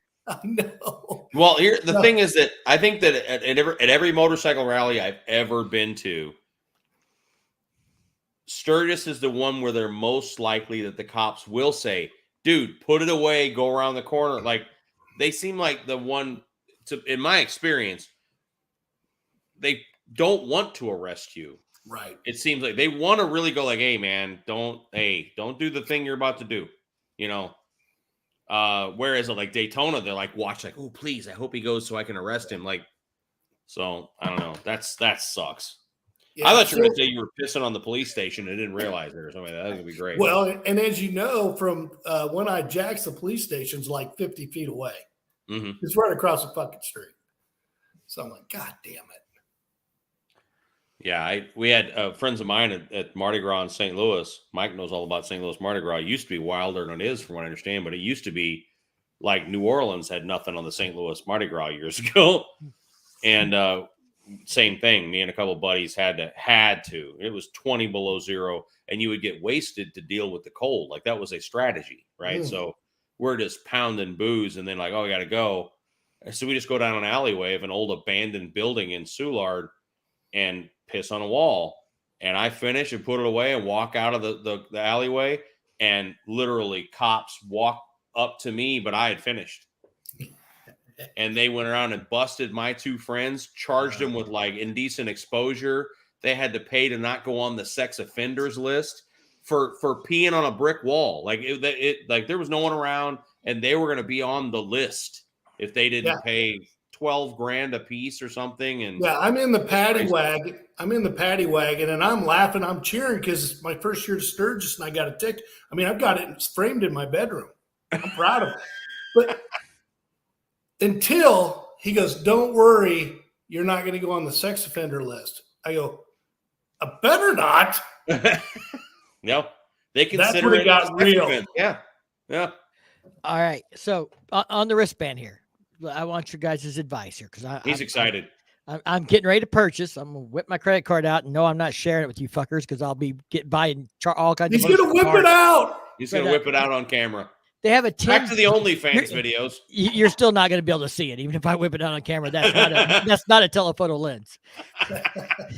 So 10 drink ticket package, $40, just $4 per drink. Rally pricing is $5 to $7 per drink on the bus. What do you think the chances are I can get her on a bus and she's not going to say, I want a drink? Here's my professional medical opinion. We bought the wristbands one year, and you had to go to a place to get them. And I couldn't figure it out, and it pisses me off, and I'm lazy in that sense. And if it takes any of my time, that I won't do it. And so I ended up paying per ride and never even claimed the wristbands I had paid for. So we have ridden the hell out of the buses over the years, and I've always just paid per ride, because I'm just like, me too. It's just, I am all about convenience on my vacation. And if I have to go to a special place to retrieve my wristband, and that place is over here, and it's going to take me an hour of my night to go to that place to get it, I'll just pay $5 a ride. It's like, isn't it like $5 a ride, Steve? Well, that's what I was going to ask. On the bus? Yeah. No, it's more than that, I think. Is it? I don't know. And also my preference is the Jones bus. I think the Jones bus is more fun. So there's competitors, Mike. There's the bus and there's the Jones bus, Jonez. Jones buses are crazy. Jones buses are like, I think they're filming pornos in those things while they're driving you from place to place. Like that's how the bus has been for me too. I mean, Jones bus also feels like the wheel's gonna fall off. Like they're like spray painted up old school buses that Well, I've got this naked chick driving my bus, right? She's got his tennis shoes on. I look at her and I go, "What are your credentials?" 38 double D, baby. She was gonna say I got my I'm 38 in. double D license. What are you talking about? Now, We're also, gonna die. and I can tell you right now that the bus drivers are incorruptible as far as route goes, though. The Jones bus drivers, I have bribed to take me exactly where I want to go. And they will drop you off right out front of the bar you want to go to, the restaurant, for the right amount of money. They'll take you right to the door. Like, So, But I would not buy the drink tickets, Mike. yeah. There might be a night where you say, you know what, I'm pooped a little bit. I don't think we're going to roll. it's And I not would me buy I'm the worried tickets. about. She's going to hit me up for a $7 drink instead of a $4 They're ticket. not. I don't. But I swear I've they're seen like her $2 a drink. beer on the bus. I feel like they're cheap. Yeah. That's okay. And I only remember beer being on the bus, no liquor. Yeah. Okay. What if I sneak my own on? Oh, bring a flask. You won't have any trouble. We've got flask. Crown Royal, baby. Yeah, just bring your flasks. You bring That's- your Crown Royal. I'll bring my Old Smoky. Remember, Mike Bodine gave me a flask at the Freedom Rally. He brought me one. He doesn't drink. go. What's he doing I with the know. flask? He gave wonder it to me. He won it somewhere and he brought it for me. Well, now we're going to Yeah, have to Rod have says copies, beer 'cause only. I only remember beer. I remember them Hey, being that's all ice I cold remember. and perfect. but Monkey, have you met Rod yet? I don't this guy? think so. Well, I'm going to guarantee you that when you meet him, he's going to tell you it's his fucking birthday. It doesn't matter what time of year it is. It's Rod's birthday. I will sing to him. Okay, what he's going to hope for Every is time. what he's going to hope is you're going to buy him a drink for his birthday. Oh, yeah. That's fine, but I'm going to sing to him like Marilyn Monroe. Every time I'm going to do the Marilyn Monroe happy birthday for him. We met Rod at Bikes, Blues, and Barbecue on a poker run, and he did this run with us. And we get to a bar, and he's like, "Rumor has it it's Rod's birthday." I'm like, "Well, hell, let me buy you a drink for your birthday." Okay. We run into him at like Spring Fling or Bike Fest. He's like, "Rumor has it it's Rod's birthday." I'm like, "Hold it, motherfucker! I wasn't drunk. When's your birthday?" Yeah, How many well, birthdays you have a year? yeah, every time he runs in, so he'll just say, "Rumor has it it's Rod's birthday." He won't say it's his birthday. He'll say, "Rumor has it." So he's not straight out lying to you. My dad has a buddy they call the Boomerang because he'll get all wasted and they'll put him in a cab or an Uber home. That son of a bitch will show back up at the bar 45 minutes later. Now, I don't want to give you. Uber home and then drive back to the bar in another car and have two cars at the bar. Now, I don't want to give you the wrong impression. Rod's a good guy. He's a lot of fun to hang out with. He has bought us drinks and everything else. He's not just out using everybody. It's just funny. It's his gag joke thing. Rumor has it it's Rod's birthday, and people start buying him drinks. And I'm like, rumor has it it's Mike's birthday. Oh well, it's actually my birthday during the rally. It is Mike's too. Oh, The The 12th. Mine's the the 12th. 5th. We're a week apart. All right. So you won't be there for mine, and I won't be there for yours. No, but I This think is we can meet bullshit. somewhere in the middle of the week and like make up for it. We'll have to celebrate our birthdays together, not on our birthdays. Wagonator just said that's the Jones bus had $2 beers and 21 and $5 rides. That's right. I could swear it was like $5. But then again, if you tip them the right amount, they will drop you off right exactly where you want to go. Now, And everyone else Wagonator, on the bus is like, why the hell are we at McDonald's? Wagonators are friends of ours. I consider them friends. They knew me from YouTube and met us at the local Harley dealer, and they came to the camp out we did here a few months ago and stuff, and really cool. But I gotta ask, is that Jerry or is that Patty who's on the, or are they doing this together tonight? Probably Jerry, because she doesn't drink beer. I don't think, does she? I don't know. She's Canadian. Like that matters. You know, but- she's nice. She rides got an to think- Indian too.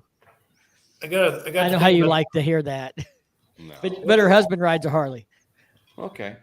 I got to think about the bus. I believe it's $25 a day, but then it's unlimited. You can use it as many times as you want. I figure we're only going to use it 2 or 3 times. We're probably only going to go where we're drinking and hanging out 2 or 3 concerts. So you might not spend $80 buying individual tickets. Like it might be cheaper to not. Well, yeah, the early pass on the bus is $60. So, Oh, if it's bad. 20 but you bucks, got to go to the place to get the band. That's the thing where I go, that ain't, it's too much effort. well, we'll just pay pay as we go, and then we'll learn our lesson one way or the other. Yeah, I could be wrong. We'll Absolutely. try, Oh, it's Jerry and Patty together. So Jerry drinks and Patty doesn't. So if it's a really nice comment, it's from Patty, and if it's about drinking, it's from Jerry. They're Well, great it says people. buy now and pick up at your campground. So you already know you're not at a campground, so you're gonna have to go someplace else to get the damn thing. Like, if your campground or hotel is on our route but not on our list, you must pick up your pre-order wristbands at selected the bus main hub on Highway 34, which is the stump. That's or swamp or whatever else. That's the main So we'd hub. have to go into Sturgis to get our wristband before we could get on it at Deadwood. Something like that. Or probably pay to get on it at Deadwood and then pick up the wristband and at the stump or whatever. I don't know. What we did, Mike, in Deadwood, we would the bus would be there. We would pay our $25 or whatever it was, and then they would give us a band. Okay. And then we could go anywhere we wanted after we paid the fee. Hell, Sparky's in Fort Lauderdale. He grew up near Alton and still has family in St. Louis. Dude, I'm in Palm Beach and from St. Louis. We're only an hour apart. Arcana Kings. I used to, Monkey, I used to work for Auto Club of Missouri, and I would have to go there for training. And that's why I learned so much about Brooklyn, Illinois. Yeah. Yeah, that's what it was. That's what it was. That's If what you're the going to real sit there and training lie happened. and tell me the trainings were in Brooklyn, Illinois, I'm going to know you're full of shit. There ain't nothing in Brooklyn, Illinois, but a couple trailers, massage parlors, and some BD. Yes. That's what's in Brooklyn. Well, Mike, is it still like that though? What's Brooklyn like now? I haven't been there in 15 years. So Yeah, it's been a long time for me. Yeah, I haven't been there in quite a while. Now, did you ever do, or do you know about the cabaret run? yeah, the organization shall not be named used to be that. Okay, well, I know there's several clubs involved because some of the clubs I follow and know advertise it and stuff. And I didn't get to do the cabaret run, but they still do that. But I haven't been to Brooklyn, East St. Louis in probably 15 years. Yeah, Firecracker might have been since I have been. She went through a spell when she got divorced, and some people that she ran with, I think they may have gotten thrown out of one. So that run used to be the organization that shall not be named run. And it went to 5 clubs because the CEO of PTs was a past member. Oh, Right. And so we would make $25,000. We'd make basically the year's budget in one day off that one poker run. But we had to work it. So we were the card drawer, security, route, the whole thing. But that, again, was 16, 17, 18 years ago was the last time that I was on it, and then moved to Florida and transferred down to the chapter down here. Sparky yeah, says they got blocked. But I think that I tried to reach out on a local message and was blocked. I didn't block him. I don't block people.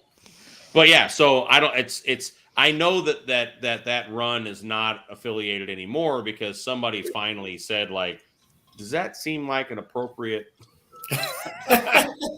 connection? And just trying to help the kids. Absolutely, if it makes us money to fund all the good things we do. No. It's funny though. That's the way bikers are. Like, let's find the biker way to raise money, and it was phenomenal. It was the highlight of our year. Let's just wait till you see Diamond Cabaret with the lights on at 7:30 in the morning. That is a haunting sight. Like, Firecracker, which one did you get thrown out of? What? Which club in East St. Louis Oh. did you get thrown out of? It was a little bitty Miss Kitty's. That was probably in Brooklyn. yeah, that's Brooklyn, but that's not the PT's company. That's a different company. Oh, it was a little bitty one. I wouldn't even sit on the seats. It was not not nice. Well, I did. I had hand sanitizer and was squirting it on our hands. It was gross. Has anybody seen the shower show there? Oh, who has? Mike, put your hand up, you lying son of a. Put your hand up right now. You become a man in St. Louis by going to the shower show in Brooklyn. Like that, you know. So there's a gentleman's club at Lake of the Ozarks, if you didn't know. And The that's, Holy Rollers used to run the Lake of the Ozarks. I'm shocked that there's one there now. well, there's two there now. There's three. Oh, okay. There's one on a gravel road, remember? Listen to Surprised, that. I'm surprised the church allows it. Listen to the expert here. Praise So, Jesus. but there's one right there at the top of the strip called the Gentleman's Club. And I don't know if I've told this story before. I'm not sure if I told it in front of Firecracker or not. But we went up there for a buddy's bachelor party, and they had like two big round tables with, 20 guys can fit around this round table, and the girls come out and dance on the round tables. And I was sitting at one round table, and my buddy's like, come here. I mean, he's having a fucking cow. I thought he was having a freaking conniption or something. So I go over there. I'm like, what? And he goes, look up. And he goes, look up. I'm like, oh yeah, I dated her in high school. And she looks down and slowly realizes that like half of the table is all from her hometown. Oh, Hey, Father Tom. that's awesome. Yeah. So Bishop Jones. needless to say, for some reason that was her last dance of the night. She never came back out after that. The so there was a story when the missus was in law school. There was a gala black tie event every year, and after that ended, so it's all these lawyers and judges and these people from whatever, that at the end of the night they would all go to this high-end strip club.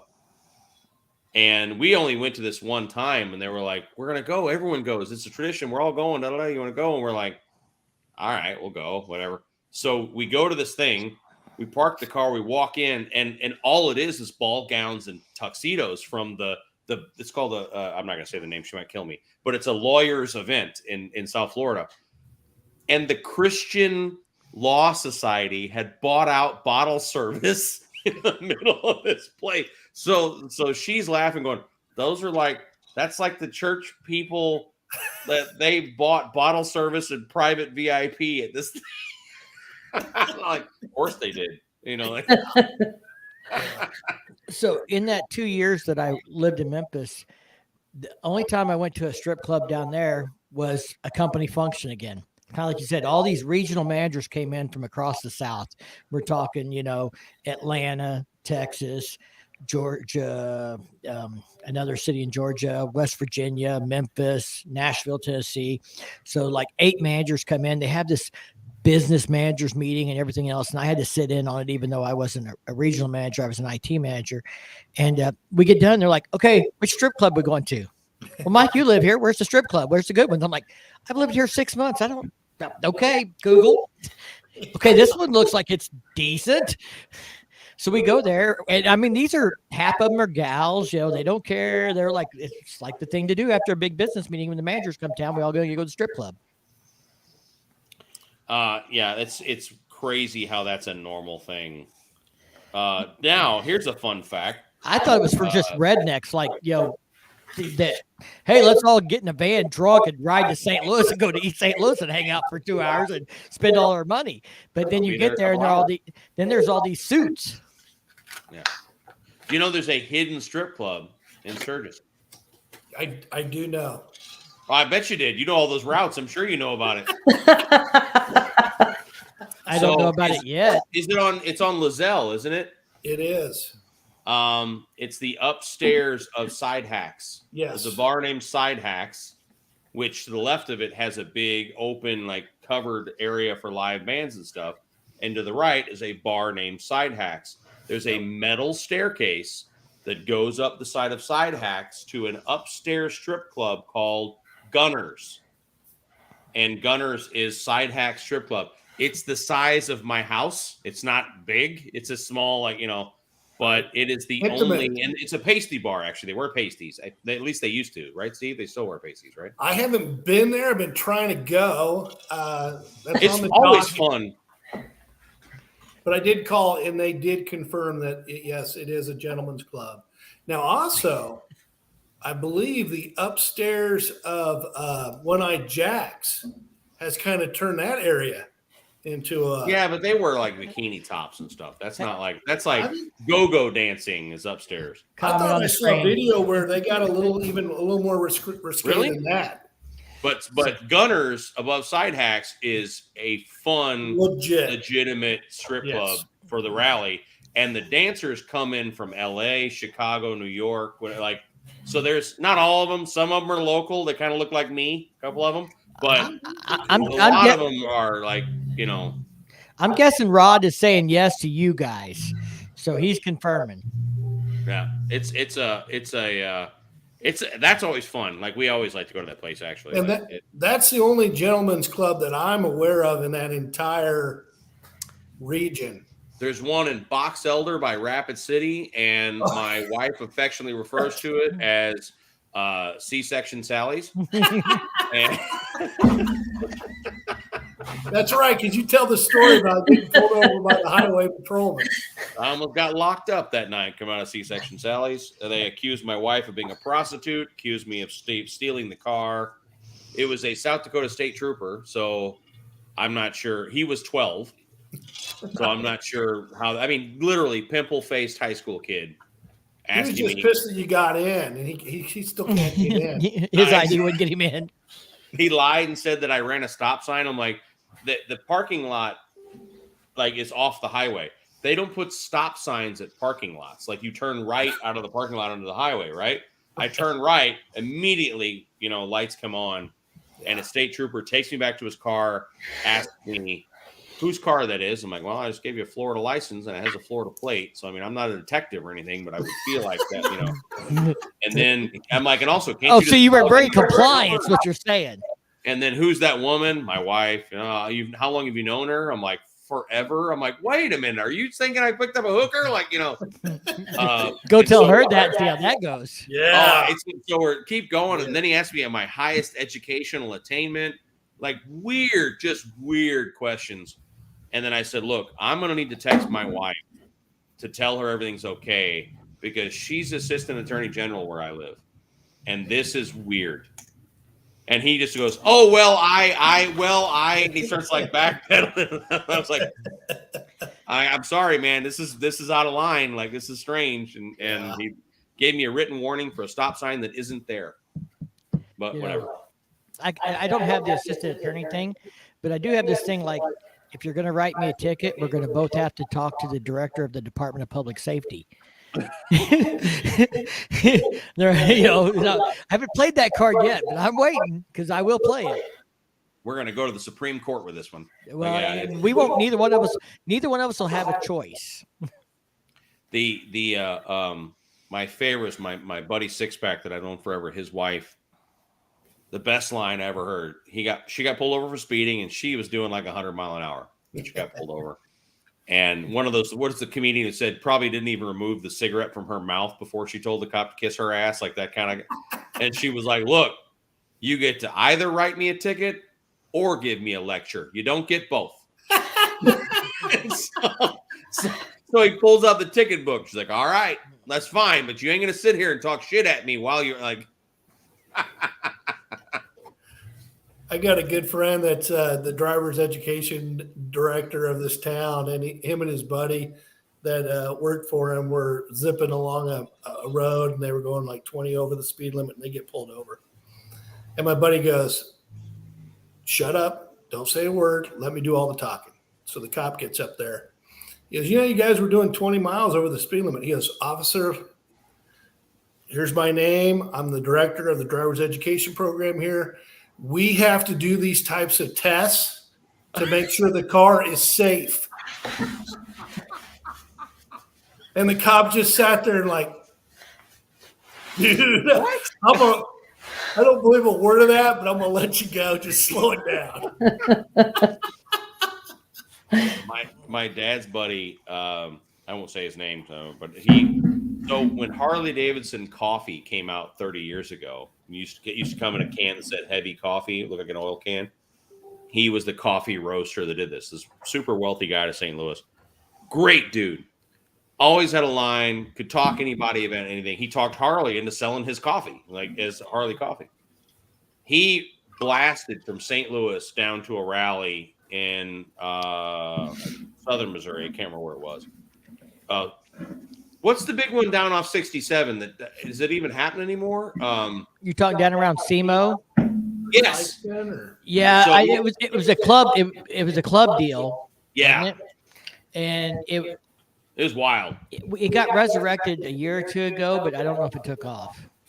So he got in his ZR1 convertible Corvette and blasted from St. Louis down to SEMO, got wasted with all of his friends, then got on that ZR1. It was going 125 mile an hour back to St. Louis and got pulled over. And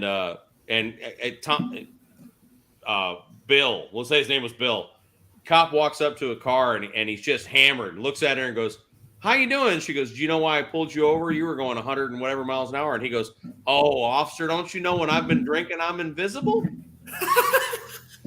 and the officer was a lady cop. She busted out laughing and said, "If I hadn't called for backup, I'd let you go." That's how funny that was. But they're already right there. And like the lights were, but to him, the price of it, whatever was nothing, Yeah. Are you touching that mic again? No. Something keeps. Are you dinging. touching it again? Stop touching it on Don't camera. touch it on. without being Don't paid touch it for while we're on the air. Have some self-control, for God's sakes. So I think the run you're talking about is SEMO. Run what you brung. It was SEMO.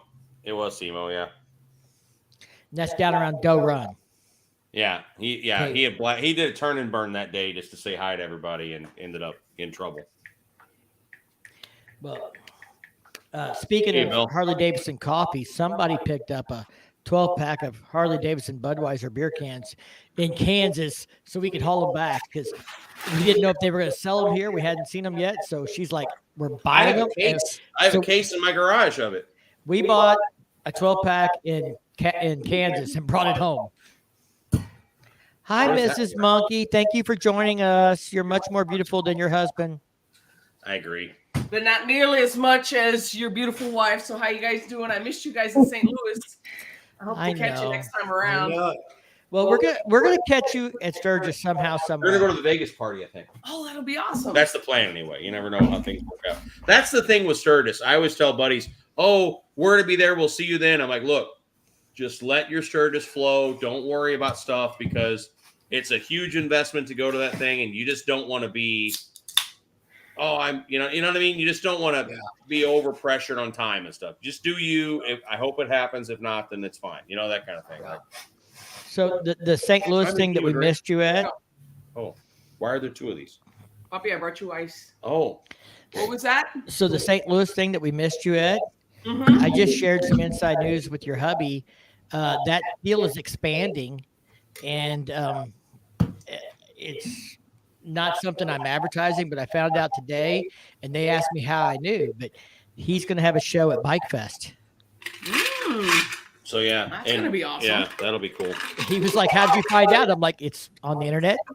He's like, "Okay then." Somebody put it on a calendar somewhere, and it's out there. It's on the interweb. Wish Sturgis would do that. Mm-hmm. We were talking about the Oh, fact no. that you can't find Oh, nothing. you nowhere. can't find. I was shocked today. Just Kickstands put out their poster with all their bands. The Chip finally put something out with at least most of their bands, and it's just so hard to get anything scheduled because you don't know where you're going to be because they won't release any information like it's Secret Squirrel. Well, we have our thing with Jasmine on the night of the 3rd. I say our thing. Literally, like I reached out to Jasmine and Kevin and say, hey, we should do a pre-rally kickoff thing and make it an annual deal where we just hang out the night before at Kickstands. And she was like, that'd be awesome. So we get on a call with Kickstands people, and the Kickstands people are like, oh, that's cool. And I'm like, oh, all right, so what was the point of this call? Because we're all just going there on the night of the 3rd. And then since then, Kickstands hasn't said anything about anything other than Jasmine Kane is playing. So you're just like, all right, whatever. It doesn't matter, but Nobody promotes anything. Well, they don't have social media people. They don't have marketing people. They don't have people that realize that putting it out there, what this is and why. They don't have writing in these Ozarks. They don't have putting Mike out all the and, good information. They just don't have. They need Which I want that freaking Indian Harley, dude. That is the best pit bike you could ever possibly want. I want to put knobbies on it and abuse the shit out of that thing at rallies. Like The X440. have fun. Yeah. Wouldn't we love to have a 400cc single Harley that we would just abuse? Yeah, we'll put it right next to the space we don't have. Well, get an electric bike and put it there. No, I wouldn't be surprised if you put it in bed with you and then I just sleep on the sofa. It's, you know. See, always fixing problems. You guys don't know what our living room looks like right now. No, you got a motor. I heard, Oh, no, the motor's the nice part. but I heard that like he had to bring parts into the house that you could swap, you know, the handles and the hinges and everything else in the air conditioning while he slaved Let's away not in the talk about- garage. No. I see It what was you're your doing, bike. Mike. No. Quiet. Men are You're best when done. they're quiet and obedient. No. Hold on. That's not the case. It wasn't just my bike. It was just your bike. No, puppy. It was literally just your bike. Puppy, no, puppy. There was no other bike. Listen, Linda. There was no other listen. bike. Oh, yeah, the handles to your green bike. The They're gone latches now, for aren't the they? They're gone now, aren't they? So right now there are boxes, no joke, stacked up as high as I am tall. With your motorcycle parts in them. I can't hear you out of that ear. I took my motorcycle parts to a shop, and the wheels thing I told you about, Monkey. Yeah. So I wasn't paying attention when they sent me the link. The rear wheel's an 18, mine's a 16, which it'll work. Yeah. But I told him they were replacing the stock wheels, so he ordered a 16 tire. So I dropped the wheels off, and he calls me an hour later. He's like, "You brought me an 18-inch wheel." I ordered a 16-inch tire. I'm like, "Fuck." Oh. Sure, I go back and look, and it's an 18-inch wheel because Yeah, because they went to an 18 in what year? I think 18. Yeah. 18. But it'll fit. It's fine. It's all the same stuff. Except for I can't put a 16-inch tire on an 18-inch wheel. Right. I mean, look, you could try. Is that going to throw your speedo off? Because isn't it from the transmission? It's a low-profile tire they use on the 18s. So, from what I've read, it's going to raise the bike maybe 3/8 of an inch. The tire circumference is not going to change a whole lot. It's fine. So, I'm actually going to measure the height before and then after just to see how much it raises it, because I've read this on forums, but I haven't been able to find it in a video. Of course, some guy in a video said that the 18 makes you ride better over potholes because it's a bigger circumference wheel. And I'm like, not if it's a smaller tire. Yeah. Yeah. If you have that still much the same. rubber versus that much rubber, no. Yeah. Yeah, you're still the same circumference. You're still covering the same amount of ground. So my chopper's a 16-inch wheel with a tall tire because you run it with 15 pounds of air because that is your suspension. So I have a buddy who put a front wheel 19 on the back of his chopper, and he was like, it is unrideable. He's like, he goes, it just collapses your spine over a pebble. So that because your tire is your suspension on a rigid chopper. Yeah. So yeah. My dad sent me a picture. I made a bad choice again, and I am redoing the exhaust and intake and everything on the chopper before Sturgis. Because it's not running right and it's spitting and it's a pain in the ass. So I ordered a very expensive set of upswept fishtails for the chopper. Through Paco? Yeah, the only ones that fit my bike. Literally, Paco makes the frame, and they're the only ones that make the exhaust that will fit unless you have them custom made. So the exhaust was being a pain in the ass, so you just got a new one. So if I start being a pain in the... Be careful, sister. are you Just watch yourself there. If you, as soon as you start spitting... That's... there's no respect. We got to write that one down for this Friday. That'll enjoy that one. Yeah, we have a members only live this Friday. Oh.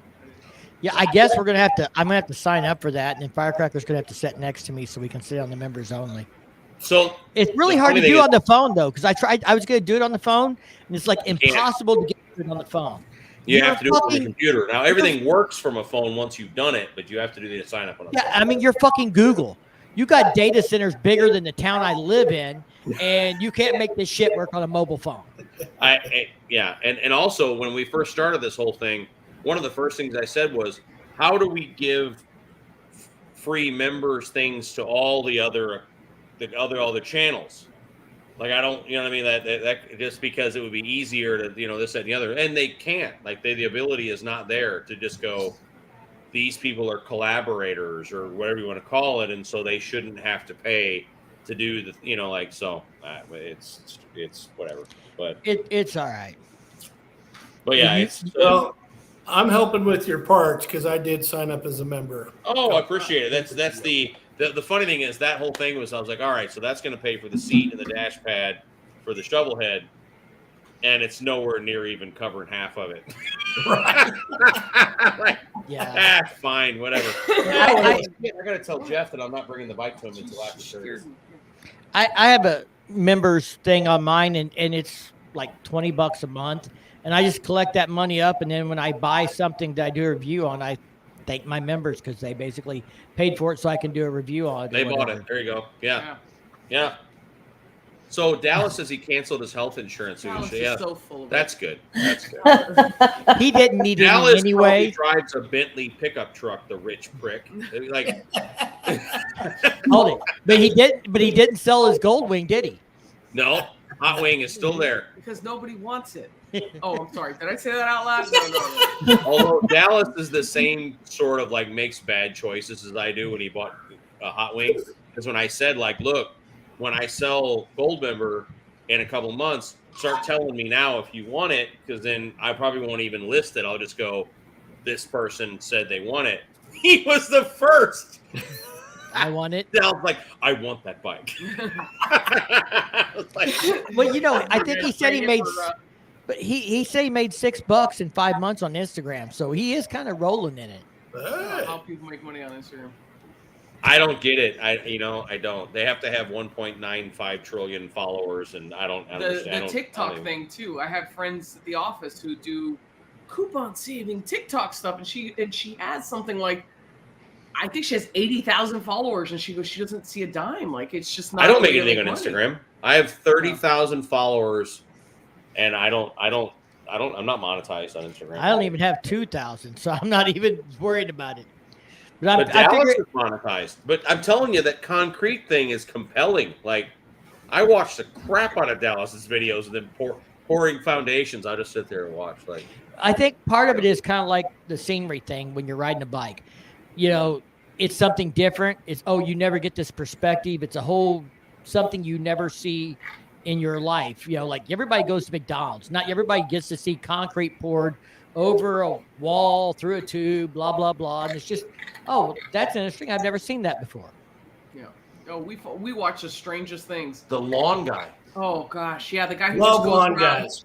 Yeah, just mowing people's lawns They- for free, and They we're just find sitting houses that are overgrown that are and like derelict. make it look like a golf course. I will sit and watch that shit for 2 hours. Like, No, it's unbelievable. there. And the Like, worst part is you find yourself saying, "Well, I wouldn't have rolled it that way. That's not how I used to." you're like judging them. Like, you're like, lawn. Yeah, and then I like I when don't the cut neighbors my own start grass. bitching. Yeah. When the neighbor comes over, what the fuck are you doing? No. Yeah. Dallas, you you're ever going to need to watch- sell more than 2 Kawasaki's. Do you ever watch the ones where they show $50 million home and we're like, well, that's ridiculous. That's not what I would put in mind, as though that were ever an option. That's absurd. I hate that. I would never buy that. we watched a video just the other day from a realtor that one of the most expensive homes in the U.S. in Palm Beach. It's the most expensive. It's home a in Palm private Beach. island in Palm Beach. It's about 15 minutes from our house. Now that does not reflect on our house. I'm just saying it's about 15 minutes from our house. It's $230 million. And they did a tour of it, and we were talking shit the whole time. We were like, I wouldn't have done that. Why did they put that there? And that's like, they painted that white. How tacky! Yeah, we're The like, closet's made out of solid gold. That's stupid. You know what? that's so bad. I'm not leaving a deposit. I'm not doing it. Guys, I think Firecracker is going to pull out of the stream here. She's been texting me like, I'm going to go. Do you want me to just leave the studio? No, don't go. Get your ass in here. I got things to do. You be at Sturgis, right? Yeah. Okay, I was. But they're only there like They goes. you leave on the 9th. They're coming later and staying longer. So we're only When gonna do you be get there? Sunday night. But we're planning on doing Skinnerd. Yeah, so Monday we'll night. see Me too. and they might come to the Vegas When do you be party. there, Steve? We don't leave till Saturday morning.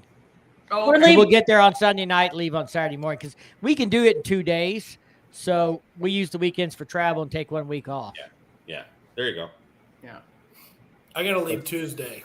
the Tuesday. 8th or whatever it is. You leave on the 8th? Okay.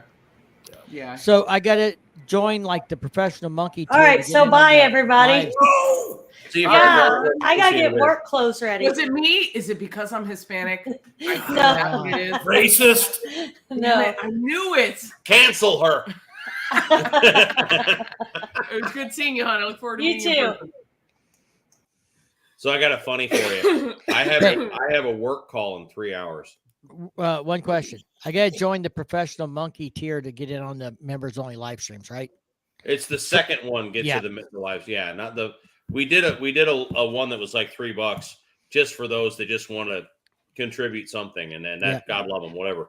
And Yeah, then the I think second my- one will I get think you my- the members lives. I think my low tier for like if you just want to support me or something, it's $1 or $2. Yeah. And then we have the top level, which is I do people don't understand that. I do videos that are only for the top level, but it's videos only they would care about. No one cares about when I my work travels. People don't typically care, but those people do. They want to see me go to Argentina I or saw whatever. Sparky is out of Fort Lauderdale. Yeah. So I told him, he said he sent us a message because he's from St. Louis and lives in Fort Lauderdale. Oh, those are bad people. Yeah, terrible. But he said he sent me a message and got blocked. I was like, I didn't block you. I don't know how you got blocked. So Where? I put my email address in there, like, send me an email. Like, Yeah. But he was saying how great Scarlett's is. I don't know. I told him about the barristers. Oh, you did? Yeah, Oh, I already told I that must story. have turned I know about the cabaret run, and Firecracker's been thrown out of a club in East St. Louis. Yeah. I have not. How did she get thrown out of a club? And see, that's a good story. You're gonna have to ask her at Sturgis or get her back on the yeah, stream. I'm gonna have to. I can't tell the story without her. It's her story. So they figured out the bus route, so they don't have to worry about drinking and riding. They're gonna. Where are you staying?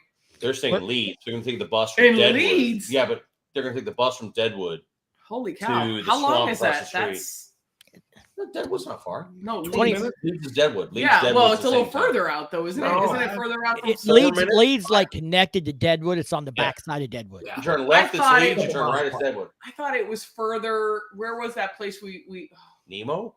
no, maybe no, not Nemo. Didn't we take a wrong turn somewhere? And we're like, oh, We this took a is lot like- of wrong Well, turns. yeah, that's true. It's like And That's the 20 great thing about Sturgis. You get roads lost all the time. in It's like, oh, whatever. life. it's and 20, also- 30-minute ride depending on the time and the traffic. Yeah. Oh, okay. Yeah, because that year we stayed in not Rapid City. Rapid City. Yeah, it was the one by C-section Sally's. Rapid City. Yeah, Box Box Elder. Elder. Box Elder. Box Elder, we just Oh, that was an awful ride back from the chip there in the Oh, it cold. was cold and raining. That rain is cold Steve, at are 2 you in the from morning in Missouri? South Dakota. I'm from Kansas City, Kansas Okay. side. Okay, so you Yeah, guys he doesn't know, really count. He lives on the flat side. Yeah. but it's still cold. So you guys know the way I look at it, anything under 60, it might as well be snowing. And that year riding back, and it was particularly cold. It was so cold. I passed out for probably a good 25, 30 minutes on the back of the bike. I was on the back seat then. And it was awful. Like I had heating pads. I could not warm myself up. That was just, hopefully. I hear the weather's supposed to be nice this year, but I don't know. You just never know. Oh, last year it was 175 degrees. Last year it was In the shade. It was hot. Like it was bad. Hey, I'll take that over the cold year though. 2017 was like 49 degrees, 50 degrees during the day. Like, no. 17 was my first year to go, and I still have my Harley Davidson coat I bought at Deadwood Harley Davidson sitting in my closet. Because it was that friggin' cold. Oh, I was like, fuck, I can't fucking take it anymore. That was my first It's year cold. too. Yeah, it's ridiculous. I And packed especially it. when it's triple digits during the day and then, down to the 50s, 40s at night. That's Man. Yeah, I packed a hoodie packed. last year, or the last time we went. I packed like a hoodie or something, and that was good. That was all I needed. But I'm used to Missouri. It drops to 60 at night here all the time during the summer. So, depending on how many Beam and Cokes I've had, whether I need a hoodie or not.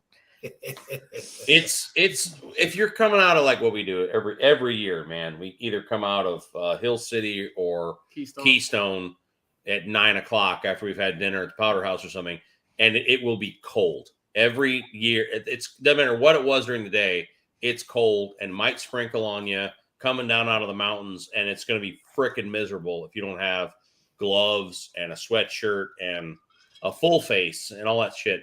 So I actually have 2 tour packs. I have the Razor that's all custom painted to match the bike, and I have a King Pack that's just green. The same green as the bike, but doesn't have all the scales and shit on it.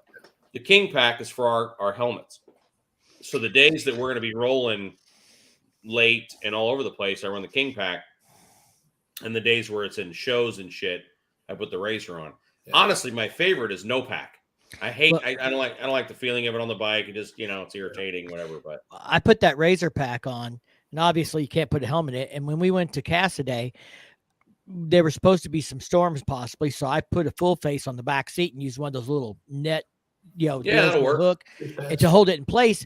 But the only bad thing is if I didn't put it on and it stormed, it's going to get wet. You're going to soak some of that up into the lining or whatever. And I'm like, so I thought for Sturgis, because I have to take a helmet for Tuesday with a mic, because I want to be, if nothing else, I want to be able to record my thoughts like real time. So when I go back and make a video, I can, go back and express the things that I actually felt or thought about it, So I've got a Scorpion full face that has a removable chin guard.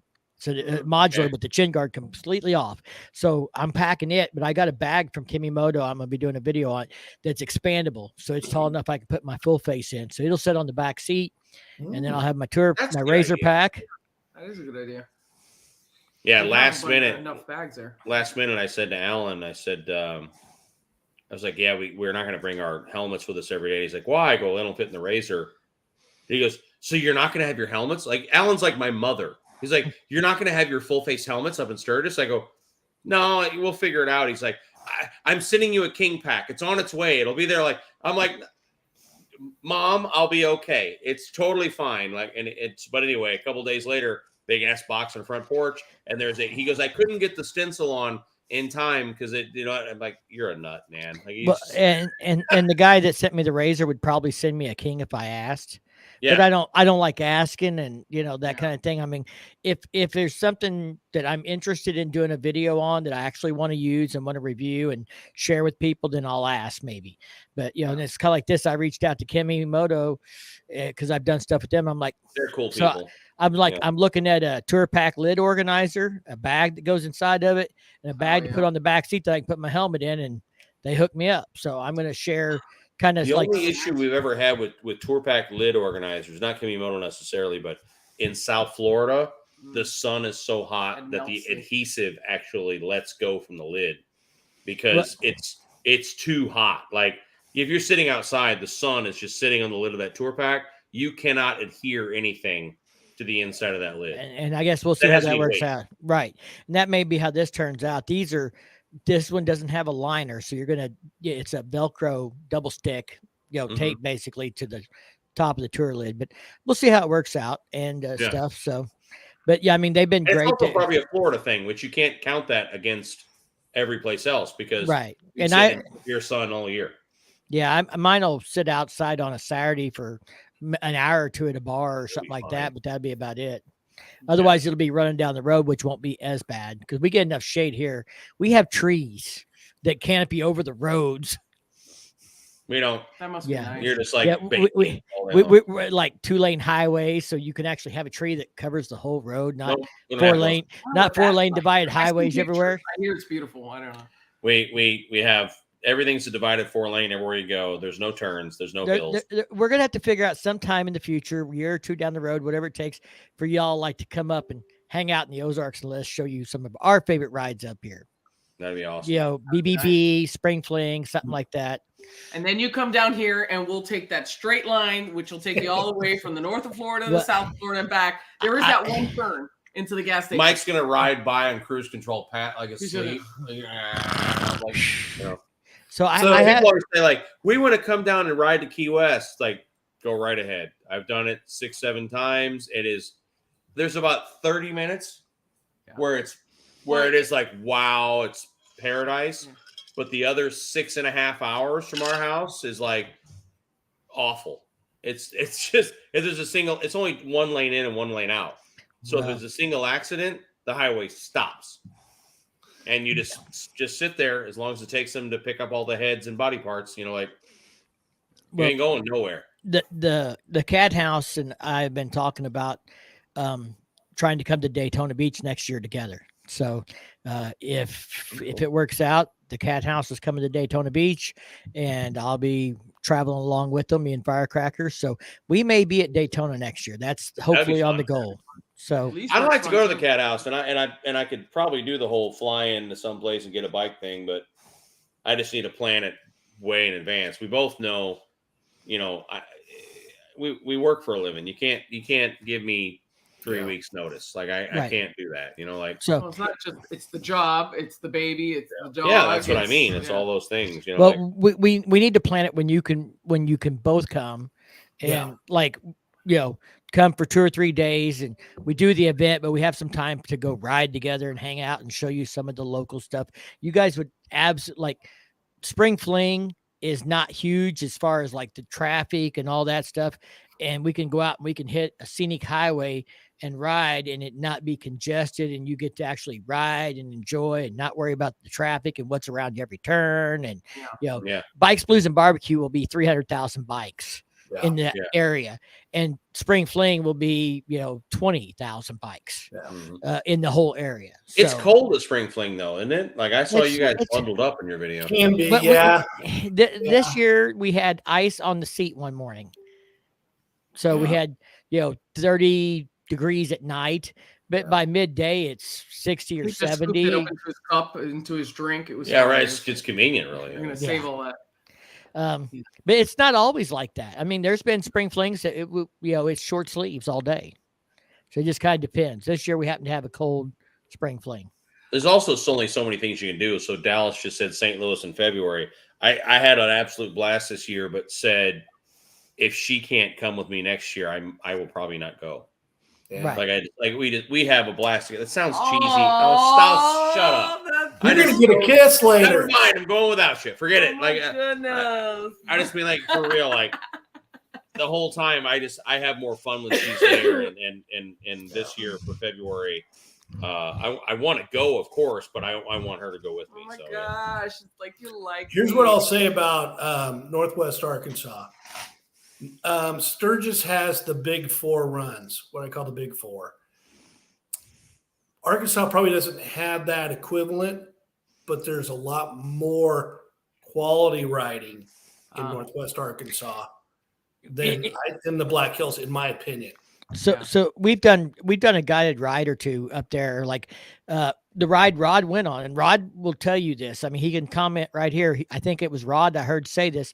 We did this poker run, and we went up through Flat Eagle, southern Missouri, and back around and back into Northwest Arkansas and everything else. And I think it was Rod, might have been someone else, but he goes I think the roads here are better than Sturgis. He was surprised, but it's all the roads. All the roads are twisty. All the roads are curvy. All the roads have elevation change. Unless you're on frickin' I-44, they're all like that. Some have better pavement than others, but they're all like that. You don't have to. I mean, in Arkansas, you can pretty much go out of town on any road, and it's going to be twisty and turny. You don't have to look for the twistiest one. Mm-hmm. Yeah. Which is nice. You don't realize what a difference it makes. When I moved to Missouri, he would laugh because I was on the back of the bike with the camera and everything was, he's like, what are you taking pictures of? A field. And there's hay. A farmhouse. Tree.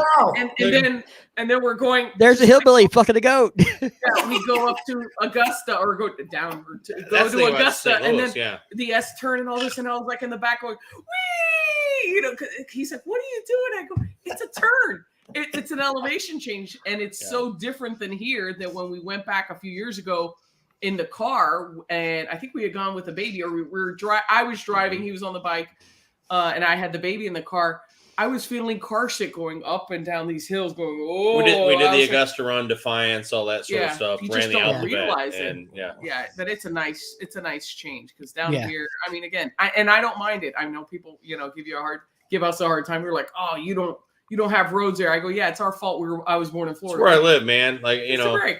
But it's still nice. It's what you're used to. So I'll take what I can get. Any writing's good writing. But that sounds amazing.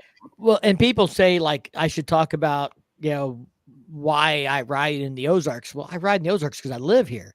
But so it's but if you grow up here, you take it for granted until you go to Kansas. Yeah. So, you know, I went to Kansas and we were with the River Bluff Baggers, and they stuck a camera in their face and they go, "So what do you think of the riding up here in Kansas?" I'm like, a little less elevation change than I'm used to is the nicest way I could put it. Hey, so I had a good joke. So I caught Adam Sandoval's Convoy, and he hit our Harley Davidson dealership up on the north end of the city of Kansas City in Missouri, and then we crossed over into Kansas to the Harley Davidson on the south end of town, which is in Kansas, and they were talking to the road captain, and everybody's kind of huddled around. We're all, there's 80 of us. We're all sitting there listening, and this guy goes, "Well, now, hey, when we get to the Harley Davidson in Kansas, there's a pretty severe curve on a super busy street. And so we may want to take another approach or something." And I said, "Hey, hang on a minute. That's our only curve. We're proud of that." That's one. The curve. That's it, man. That's our one curve. Yeah. There was We that don't- 90 yeah. as we came into town to go to that one bar. There was a 90 in town there. That is that's a nice run. We used to, so down here, the big ride The in big South one. Florida is Snake Road. Ooh. That's the straightest freaking snake that ever lived. I mean, like, we rode it one day and got to like this gas station. So what'd you think? And I was like, "Oh, we did it? I thought we were still going there." Like that was the Snake Road. Like, jeez. It is it's so here. It's all about.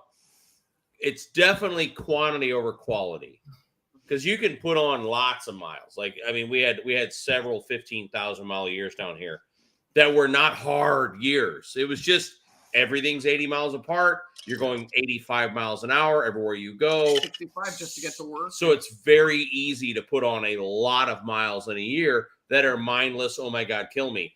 And all of a sudden you start finding the importance of stereo. Like that, because you want to listen to your tunes, because it's a boring ride, so Right. that it's not the destination, it's the journey.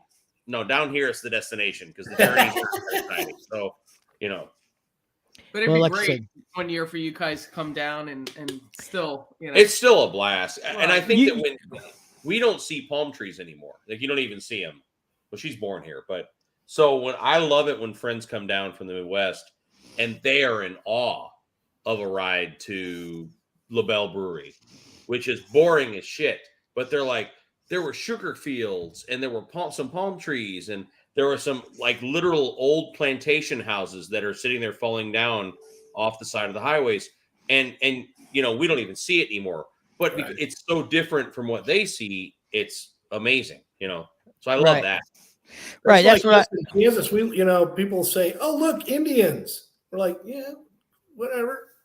Yeah. Yeah. Yeah, it's That's it. it's a different scenery, and that's why you find it interesting. And that's what I said about Sturgis. I mean, I love Sturgis and I love the scenery, and we want to go. But if I lived there, it would become mundane. Just like Yep. living here, I get used to this scenery. I take it for granted, and then people come here and they're like, "Oh my God, this is so amazing!" And I don't realize it until I do something like the Cassaday bike run. No offense to them, but it's like Highway 54 straight to Wichita, and it's pretty much like straight except for that little jog at Fort Scott, and it's pretty much straight roads again. I mean, in Kansas, literally, if you come up on a 90-degree turn out in the middle of nowhere, they put up flashing signs to get your attention to warn your ass to slow down a quarter mile Guardrails. before the turn, because it's a 25-mile-an-hour turn and people up there aren't used to it. Oh, Right. you're up here in this middle of this field and there's a 25-mile-an-hour right angle, and we've got to like break out the National Guard and warn you.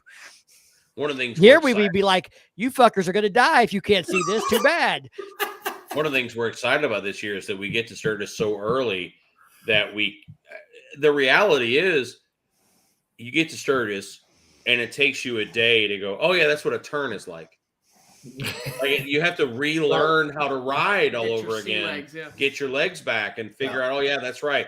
That's what counter steering is like." And you lose all that when it's every day. Well, So Same here. yeah, so you get up there and you need a day to learn how to ride all over again. and we're getting there so early that no one else, well, not no one, but way fewer people will be there. So we're going to have 3 days on the road, just us, and that never happens. So we're really excited to have 3 days. And in the first 6 hours or so are going to be us going, oh yeah, I learned how to ride all over again today. That's great. Like there's a turn. What do I do? There's a turn. What do you, and when you watch videos like one of our favorite channels is Let's Go Traveling. It's this guy from North Dakota, South Dakota. I think he's nicest guy on earth. He goes to Sturgis by himself and he just narrates his own adventure. And he's just it's like ASMR for bikers because he's like, well, I'm going to go into town and get a buffalo burger today. And he just but I watch him and I always say, I go, stop riding the brake, downshift, engine brake. What are you doing? Like you're going to burn up your friggin' brakes by the time you get to the mountain. Because he does do that. He uses the brakes, not the motor. And that's something you got to use the motor on those hills. Well, and see, for me, I guess, I take it for granted. I had a friend who commented on my Facebook page the other day. I guess I posted a reel and it got in his feels. And this is a guy who's been my best friend since he was 16 years old. He rode a Honda Matic when he was 16, and somebody took off with his motorcycle one night in town, and I chased him down and made him bring it back because I knew the guy that borrowed it. And I said, like, bring it back or I'm going to kick your ass, and then your brother's going to kick your ass because your brother's a friend of mine, And I made him bring it back. And me and this guy have been best friends since he was 16 years old. He's in his 40s now and stuff.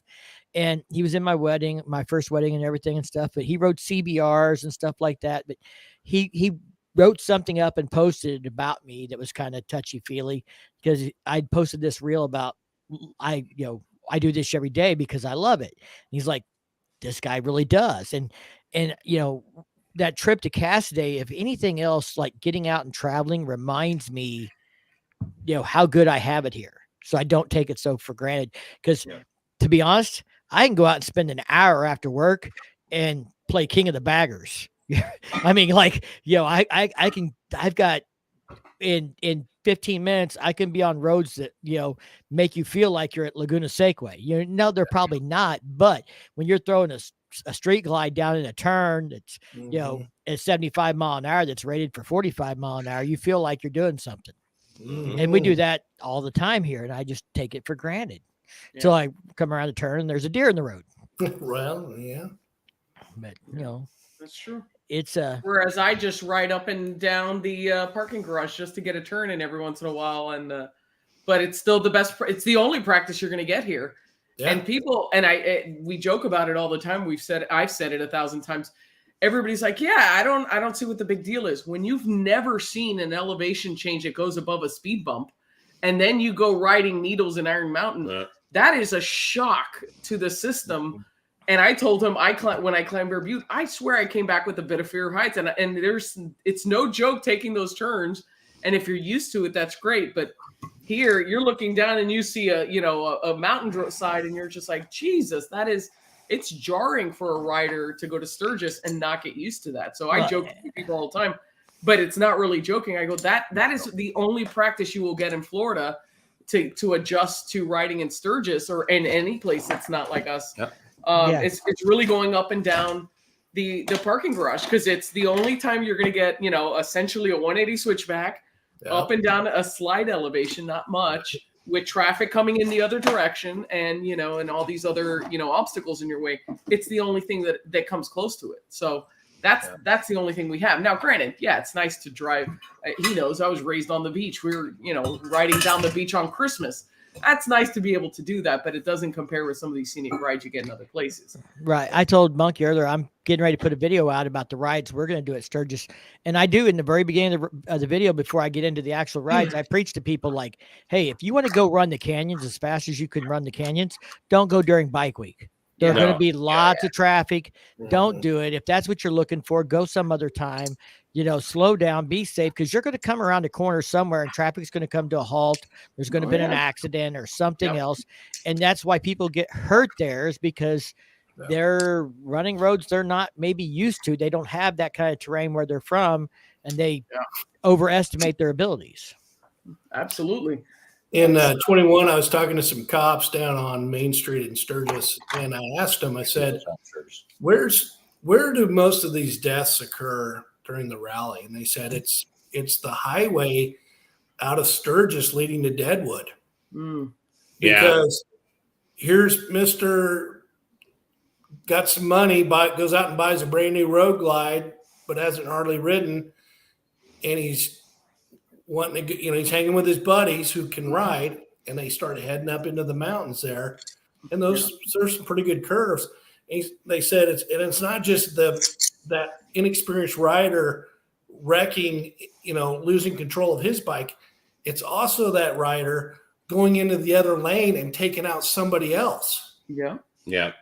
Oh, But for they sure. said that's where most of the deaths occurs on that Which highway. almost happened to us. That guy There was some asshole. It was bad. Coming back, just it's if I don't know you, don't share my lane. You know what I mean? Like that. I don't know you. Stay the hell out of my. I ride axle to axle with brothers that I've known for you forever. I don't know you. Stay the hell out of my lane. And this guy was splitting lanes in bikes because he thought he was tough. I actually swerved in front of him a couple times. I don't care. I'll get aggressive. No, the one on Needles who came around the turn. That was a car that. No, it was the bike. There was a bike that came around. It doesn't matter. He drifted across the line. He drifted across, and you're just staring straight into a bike, coming straight at you. It's just terrible. Yeah. Well, it happens. We have them in deers, cars. Doesn't matter. But you're absolutely right. It's not the time to learn. Yeah. No. And it's okay to say, I'm not going to do Iron Mountain if I don't feel comfortable. And or if you're there with whoever and you're going to do Iron Mountain as a backseat, but Spearfish Canyon is very doable for anybody. Right. Banneker is doable. The ride to Deadwood is doable.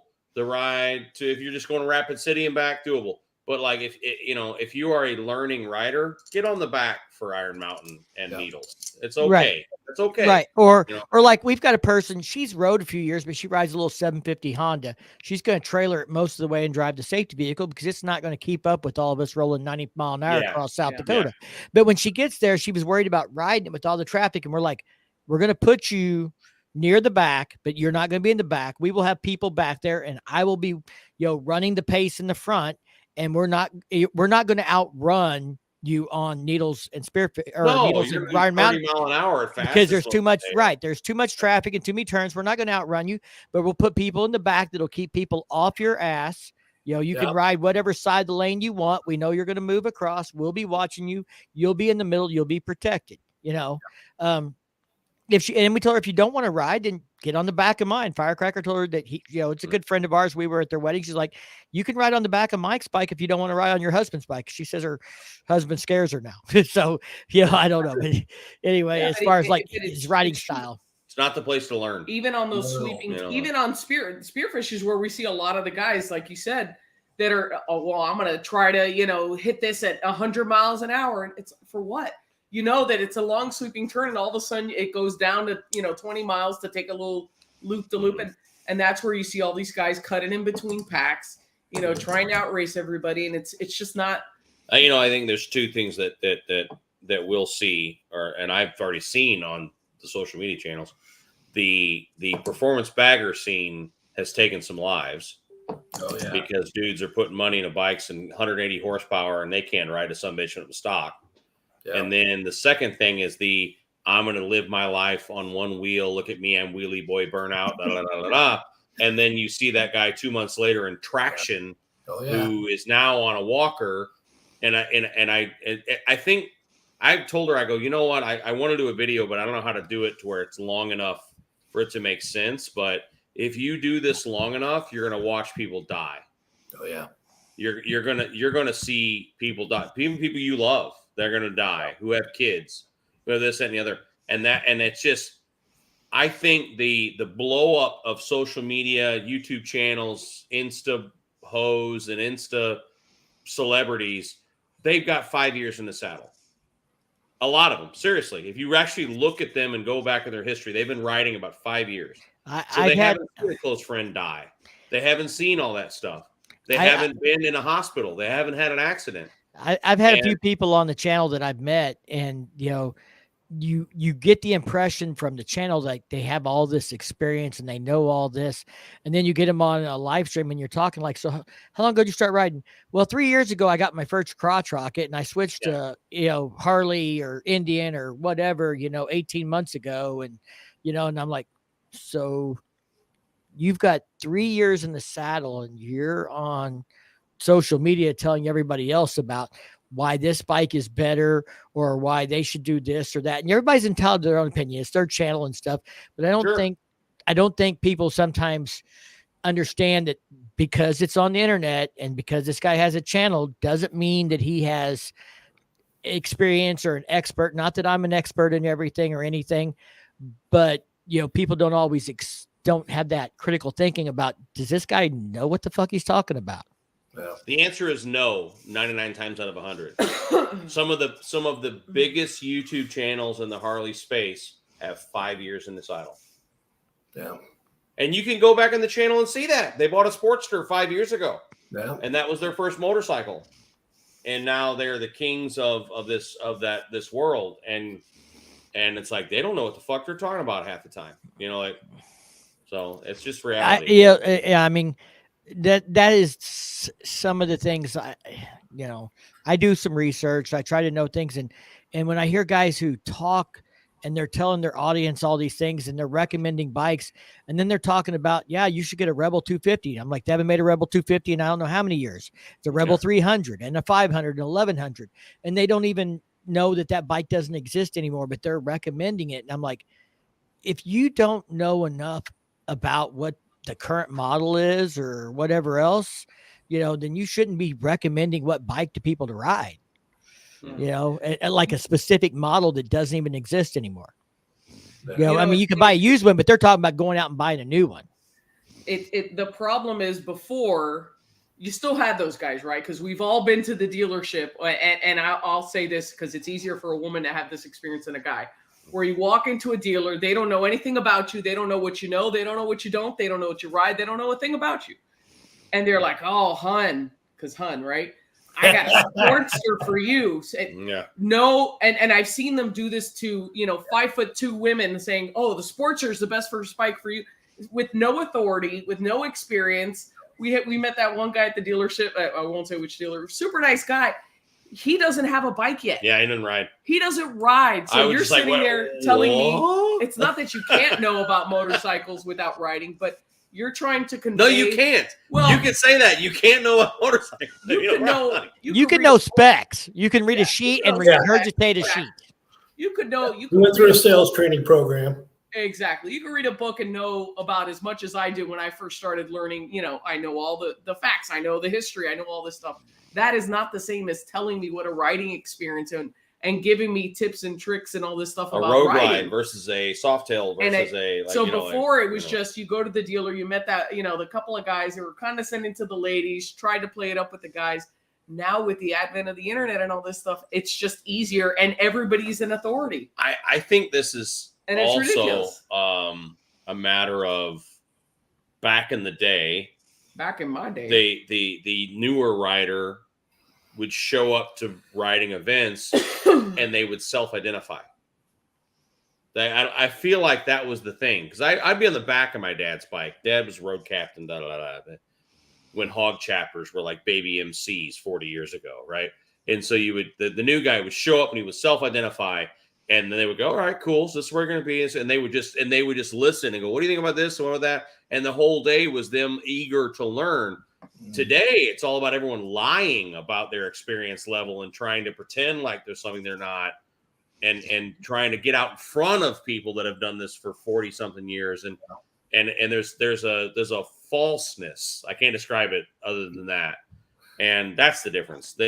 Also, I think salespeople don't listen. She stopped me from doing a video from our St. Louis visit. I'll leave it at the fact that we were in St. Louis, where we went to a dealer that I expected to have some older bikes and inventory, because in St. Louis, as a good thing, dealers are more apt to sell bikes that aren't as new as they are in South Florida. South Florida, 10 years, done. They won't touch it. It goes to the wholesaler. That's it.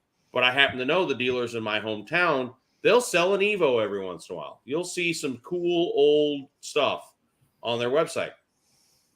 I said to this salesperson, they said, anything I can help you find? I said, I was just looking for something cool. And she's like, what's something cool? I go, I don't know, Evo. Anything with an Evo is at least interesting. Oh, okay. Well, let me show you this twin cam street glide. Like, no. I just said a lowrider or Evo or an FXR or, something, just, anything like that. The chick texted me last week a Milwaukee 8 street glide with big wheel on it. And I'm like, you didn't listen to me at all. Like, you know what I mean? Like, you did not at all listen to what I said. Good night, Rod. Because I even said, look, my dad's in town with a trailer. If you had something cool, I might buy it and have him bring it home in a couple months. That's fine. But she didn't listen. No. And that burns my ass like you wouldn't believe, because I'm in business development and listening is the number one thing. Like, So, it's irritating as hell. So Rod said, I'll see you at the Vegas party, Monkey. Mike, let's stay in touch. I'll ride with you. So we'll probably catch Rod there and stuff. And if we come to the Vegas It'll party, be his birthday, I'm told. It'll be his birthday, and I'll introduce you, and he can buy us all a shot for his birthday. Yeah. Well, I'll probably have shots in my pocket because I'm staying there, but that's all right. Yeah. I'll buy shots from my pocket, which is dirty, and I like it. So, hey, Mike, I think this is what, our 10th live? It is our 10th live, our 10th. Since we started doing this, is me, you, and Firecracker. This is episode 10. Yes. So you guys brought up something that really clicked in my head. So I remember after the first one and we signed off, and I felt so stupid. I was like, man, I don't know shit. And it was weird when you guys were talking about knowing your stuff, because you get on here and it dawns on you that all these people are listening to you. And all of a sudden you're like, crap. I mean, you have to put your thoughts, you have to think about what you want to talk about. Where I'm going is it's a lot tougher than I thought it was going to be. And I've been riding bikes since I was 5. I'm 56. So to your point. Yeah. Yeah. Well, and you realize you have access to so many, when you do lives in particular, and I know Mike, when I was laughing when you said, I do a little research. Really? Stop being so humble. You do a lot of damn research, because I'm sitting there going, I need to learn about, let me go back to his thing. And I mean, but you realize that you're in a crowd with, if you're in the right crowd, you're in a crowd with people that have been riding, since they were kids. You can't once you get to this, not just a video that some guy will leave a comment and you could delete. When you go on a live, you expose yourself to a lot of, people will see the bullshit coming a mile away. Yes. Like, what are you talking about? Like, that doesn't go there. That's that, like Mike said, that model hasn't existed. So you get to pick apart people. And that's why a lot of people don't. And I'm the first one, like, this is your opportunity to learn. But if you're not learning, if you're just putting out there, what are you doing? Oh, evidently StreamYard is the thing now where I can broadcast to my channel too. Yeah, you didn't know that? As a guest. I did not know that until just now. I just thought, I'm sorry, I didn't mean to interrupt. Go ahead. No. I'm like, what is that button doing? I'm like, holy crap, I'm about to go live on mine. Like, never mind. I've told Steve, I don't know if you can do it after you're already in, but if you have a Facebook, I assume Facebook, but they said, your guests can now, if I enable it, they can broadcast the stream to their own channels. Oh, I just noticed more people, right? Yeah. Next time we do this, I'll do that, because you never know. Like, you always get to more people that are new that don't know about, like that's. Well, when you gave the shout out about the CVO video, and you said on the short, and you said, wait for Mike's video. Hate mail over that. Did you? Because I got like 50 guys that are like, Monkey was right. I mean, who commented on the video like, Monkey was right. This is the video that we all need to see. I did that. Yeah, I got on there and did a short before you did this, going, no one else do a freaking video, please. I don't give a shit about whether you like the orange or not. Right. Like, I don't, because you're going to be you're going to be commenting on the same thing we all saw. I don't want to see 50 videos about the video we all saw. Your video's going to suck. Like, I don't want to hear it. I don't want to see it. It's junk. It's garbage. I had other channels going, well, I guess I'll just send you all of my topics the next month and you can decide whether or not I should do it or not. And I replied, you shouldn't. It's going to suck. Like, don't do it. Just don't do any of them. subtlety is. I'm like, the only video of the CVOs I want to see is riding the Ozarks. That's the only video I want to see, because he's going to crawl up Harley's ass and he's going to go like, the seat height is this, and the rake and the camber and the da-da-da-da-da. I'm like, that's what I want to see. I don't want to see that you like the orange or not. My favorite was when he found a picture of a bike that was coming out. He found the Lowrider ST patio where they took the picture. Oh yeah. on Google Earth. We tracked it down on Google Earth. I'm like, I had dude. a tip. I had somebody who said, I recognize that patio. I think I know where it's at. And they told me, and regular Google Earth doesn't have a good enough resolution to see it. But my dad, as a surveyor for the government, has access to higher quality Google Earth images. And so I gave him coordinates and he zoomed in and we could see the door frame was exactly the same. That's why. Do not walk out to the backyard with no pants, because he has He's access watching. to high quality. So I can go helicopter in the backyard and end up on YouTube. Oh, great. What do you call those little bitty airplane things with the Hey! Sorry.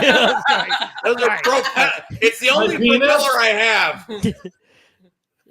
Yeah, I'm glad Firecracker's not on here. You don't want to hear her helicopter stories.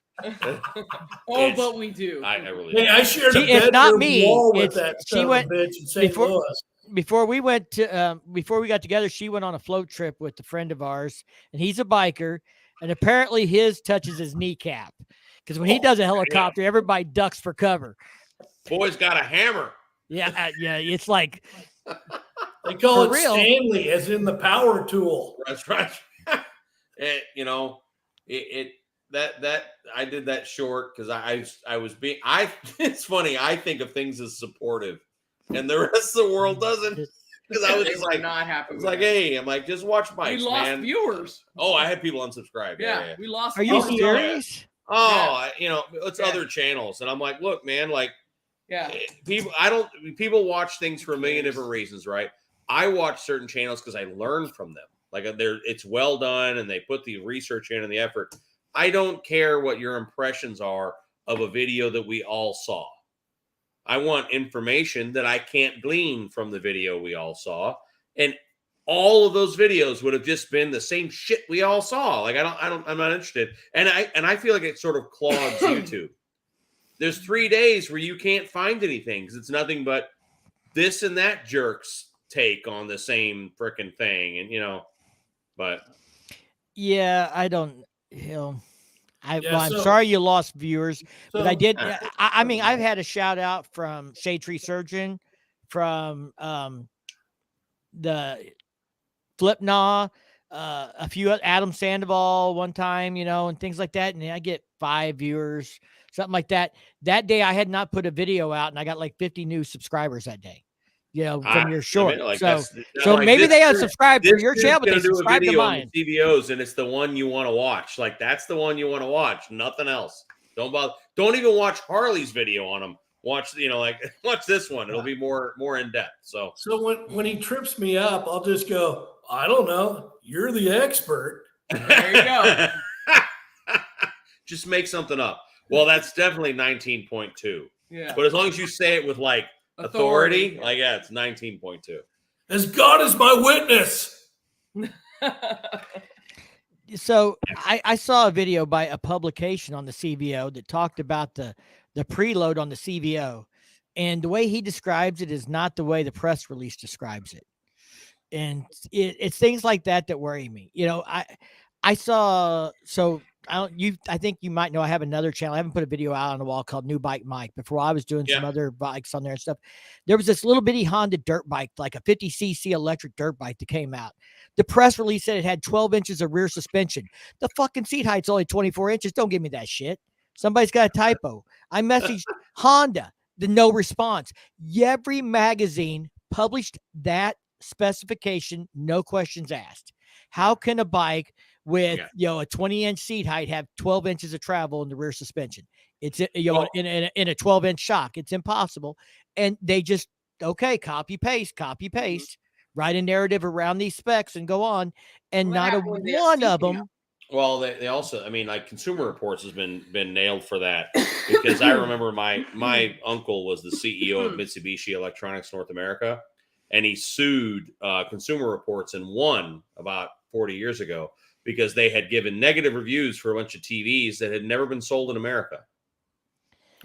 So how could they possibly have tested any of these products? And they hadn't, because their whole thing was we buy them in a local store and we test them. And so there's a lot of that, taking whatever the manufacturer sends you and you just dump it into a spec sheet and put it in your magazine, when that's not the case. So that's why, like, there's certain magazines we were like, I mean, we're friends with Chris and Heather, of course, from Cycle Source. They would never just dump a spec sheet into they would never do that. It would be like, I wrote it, this is what it felt like. That's what you're going to get. You're not going to get 10.2 versus about, because they I don't know, you can't feel that. What does it feel like? Yeah. Right. So Krusty's one of those people that came from the short that you put out. That's how I found my channel. So thank you, Krusty. And, but let me read this to you from the press release and then explain what the magazine said. And you see if they sound anything alike.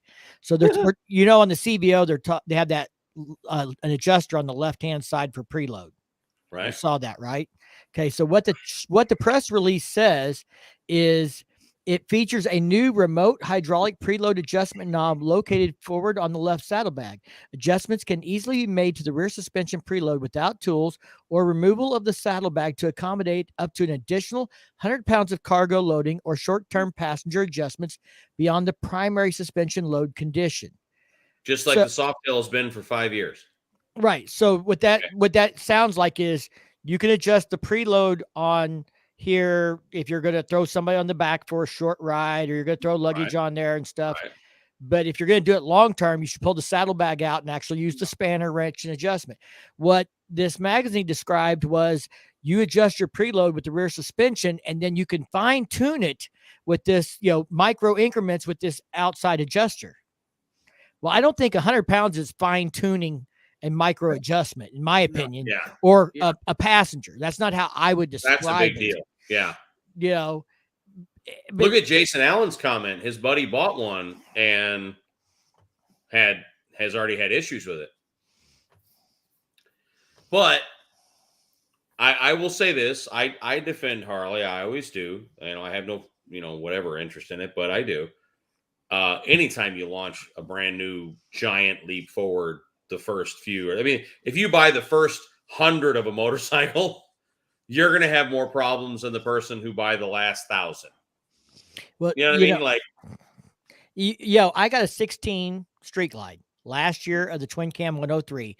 The next year, the next year, my buddy bought an M8. He was all excited. I'm like, fucking, you don't have any idea, bro. You got the first year. He had to wait 18 months for he could get exhaust he wanted, because they didn't make any for it yet. And, like a full exhaust system and this and that. I'm like, I'm glad I got the last Twin Cam. I'm okay with that. I got a stage 1. I run just as good as you, and you spent $1,000 more on your bike. I spent $1,000 on my stage 1, and we're at the same level, but I got a Twin Cam that's been, fine tuned over 8 or 10 years for this particular displacement before they moved on to the next one.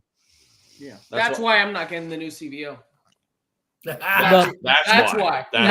Monkey, I think we should, I have a campaign we should start. So do you know what they do with these demo bikes when they're done with them? Crush them?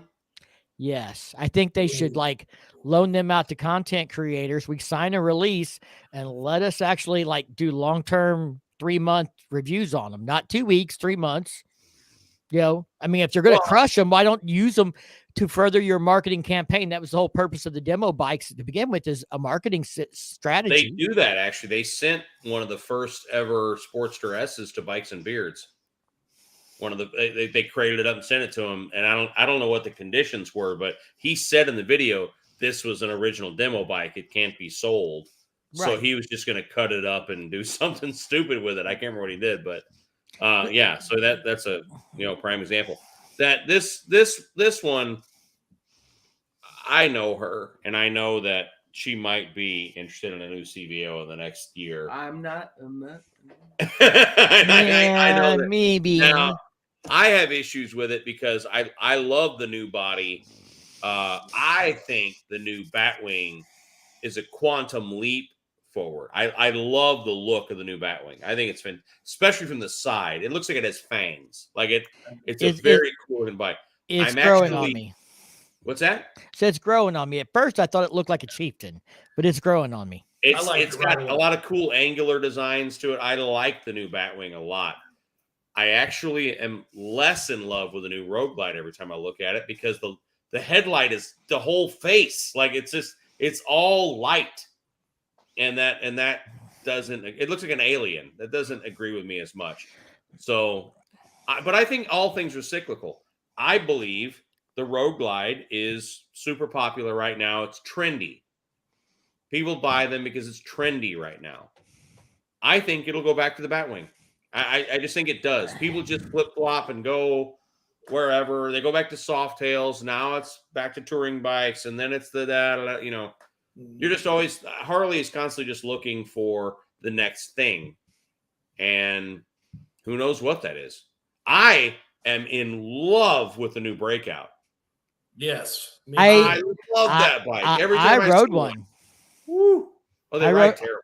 I rode it. It wasn't that bad, and it didn't actually. So at Lake of the Ozarks, really turn. Yeah, well, it's not as bad as the Fat Boy. So Really? At the Lake of the Ozarks, there is a demo route you're supposed to take, and the dealer already knows that I don't follow the route because I get off one exit early, because the exit they have you get off is so you don't cross traffic and you make a right at a light and all this stuff and don't get hit trying to cross a divided highway. So I get off an exit early because that's the exit that goes up to the hospital, and they have a roundabout in it. So they have a roundabout where I can see if I can drag the peg or not at 15, 20 mile an hour. And then you come out of the roundabout and you sweep to the opposite direction. Then you sweep back to the left. So I get 3 sweeps out of it. And that's all I can do on this demo route. But that's where I can really see, even if it's only 15, 25, 35 mile an hour, I can see how to lean. The Fat Boy feels like I'm pushing a fucking fat kid up a hill. Really? I mean, yeah, the Road King was great. But the Fat Boy was terrible on that roundabout. But the Breakout was not as bad as I thought it would be. It was closer to the Road King as far as the way it handled. It was definitely better than the Fat Boy, in my opinion. My only experience is Z's Breakout was a 2015 twin cam, whatever. And I worked on something on him, and he's like, "Oh, we'll trade. Let's try it." And so he rode mine, I rode his, and I was like, "That son of a bitch doesn't turn. Like, it just doesn't turn." In a sweeping turn, you had to just to get it to That's how I felt. Crazy, and the bars were low, and it just was like, no, I'm going straight. That's how I felt about the Fat Boy. I hated it. I mean, I felt like I was forcing it to get through the roundabout. But it's amazing what you get used to. But I'm that son of a bitch. The old one anyway wouldn't turn. The new one though, I don't know if it's better. I'm sure it's better from what you said, but the look of it, man. If you put 20-inch apes and that orange and black Breakout and some badass upswept pipes or something, you'd have a modern chopper. I mean, you'd have a pretty badass bike. And they got a 5-gallon tank now to Breakout. Yeah, I really want a Softail standard because I want to chop it up. I have not seen a Milwaukee 8 chopper, Sorry? I said something to my dad about wanting a chopper, and he sent me a picture this morning of a hardtail with Delcron cases and an Ultima motor in it. And I listened on Facebook. I'm like, that's not what I meant. It's got a Springer front end, but I'm like, first off, I'm like, it's Delcron cases, so it's an aftermarket motor or something's been done. It's gonna have, I said, unless it's really cheap, I'm not interested. And it was $4,500. Yeah, you can ride mine. Yeah, I was like, no. When you're in Sturgis, you can ride mine. It'll be there. I don't know that I'll keep mine, only because it doesn't get ridden that much, and I would like to take that money and dump it into more money and do something like a panhead or something like that. I'd like eventually to get to a panhead. My dad's got that 80 Evo, his first year, the Softail Springer, and he's like, as long as, if I die before your mom, you're going to have to convince her not to sell it so that you can inherit it. Otherwise you'll inherit it. So I've got to work on that strategy. Just tell mom it's worth about $700. So if dad my mom used to ride too. She's not going to fall for that. So my buddy Jason has the 99 Springer Softail, the last year of the Evo Springer Softail. Isn't it funny that they made that bike for 19 years? Wow. Like, it's a skinny tire Evo Softail Springer, 1999. 19 years, the same motorcycle, basically. 88 was the first year of the Springer Softail custom. Oh, 88. Okay, yeah. so 11 years. Yeah. Yeah, 11 years. The same motorcycle. Well, yeah, it would have been a shovel in 1980. Yeah, so 11 years. So it's just, can you imagine if the Toyota Camry stayed unchanged for 11 years? Like, you know, Look, it's back in style again. I haven't actually done a video like on the YouTube channel, but people that probably are in the live and people that know, Firecracker used to have a purple Dyna. We got her Sport Glide painted purple. She decided that, purple was part of what she loved about that bike, but she didn't ride it. And since she got the Sport Glide, she never rides it. She decided she'd rather sell it, take the money, pay some bills, whatever else. I'm like, okay, I'll buy it. So I bought her purple Dyna from her. So it's now my purple Dyna, and I don't know if it'll stay purple, which she's not happy about, but it's now my purple Dyna. I get to do whatever I want with it. We keep having this discussion. She's like, yeah, after you do all this stuff to it, then I might want it back. And I'm like, no, CJ, that's not how that works. Yeah. So Isn't it? No. Yeah, I see you and her think a lot alike. But that Dyna had the biggest thing I got to get new tires on, because it's never had tires since we've owned it. And that's been 6 years now. And they were probably 6 years old when she got it. Damn. They're not wore out, but I'm going to try and put some miles on them. I keep them. Well, you can burn them off because they're pretty hard at this point. They'll burn off real well. Yeah. I'm not trying to like drag the pegs on it or anything. So I get new tires on it, but I ride it back and forth to work. And I did blow 100 mile an hour up a hill on it the other day. But I have TPMS, so I keep a good eye on the tire pressure and all that stuff. But, it's just fun. It's a 5-speed. It's loud. It's carbureted. It takes me back to when I first started riding Harleys 20 years ago. Or my first Harley was a 94 Evo. But, yeah, it has that same carbureted feel, 5-speed, Dyna, and I'm like, I feel 15, 20 years younger every time I get on it and ride it. You should ride my shovel. I'll feel like I'm sperm. You'll feel like you're 105 because you're like, what the fuck is going on? Like, no, if you're rolling 65 mile an hour on the highway, you're like, wow, this is smooth and friendly and happy and feels like any modern motorcycle. And then you slow down to a red light, and at certain RPMs, it just shudders real hard for a second as you downshift and stuff. So, but it's a 5-speed. Well, and I think this Dyna, I mean, I'm trying to decide what I want to do with it, but I got to fix the rear suspension. Somebody put it's 11 inches from eyelet to eyelet. So, and that so hardtail it, then you fix the suspension. Well, it's hardtailed now, basically. It's hardtailed now, basically, with that suspension. It's supposed to be 13. So they put 2-inch short. I'd chop it. I'm thinking about putting 13s or 14s on it, and Clockworks is FXRP fairing on it. Well, and show people that you can take a 25-year-old bike, drop a couple of grand in it, have $8,000 in a motorcycle, and tour across the country on it. Yeah. Because I've already, when I got it for her, it took me a year to find it, but I found OEM saddlebags. They're the leather saddlebags, but they have the rigid frame in them. So it's got leather saddlebags that are factory for it. If I put close to, factory ride height shocks back on it, but maybe, Legends or Olands or something that rides really good, rebuild the front forks, put a FXRP fairing on it, and show people that, ride that to Sturgis next year. That's what people rode to Sturgis, 30 years ago. I'm telling you what, if I didn't have,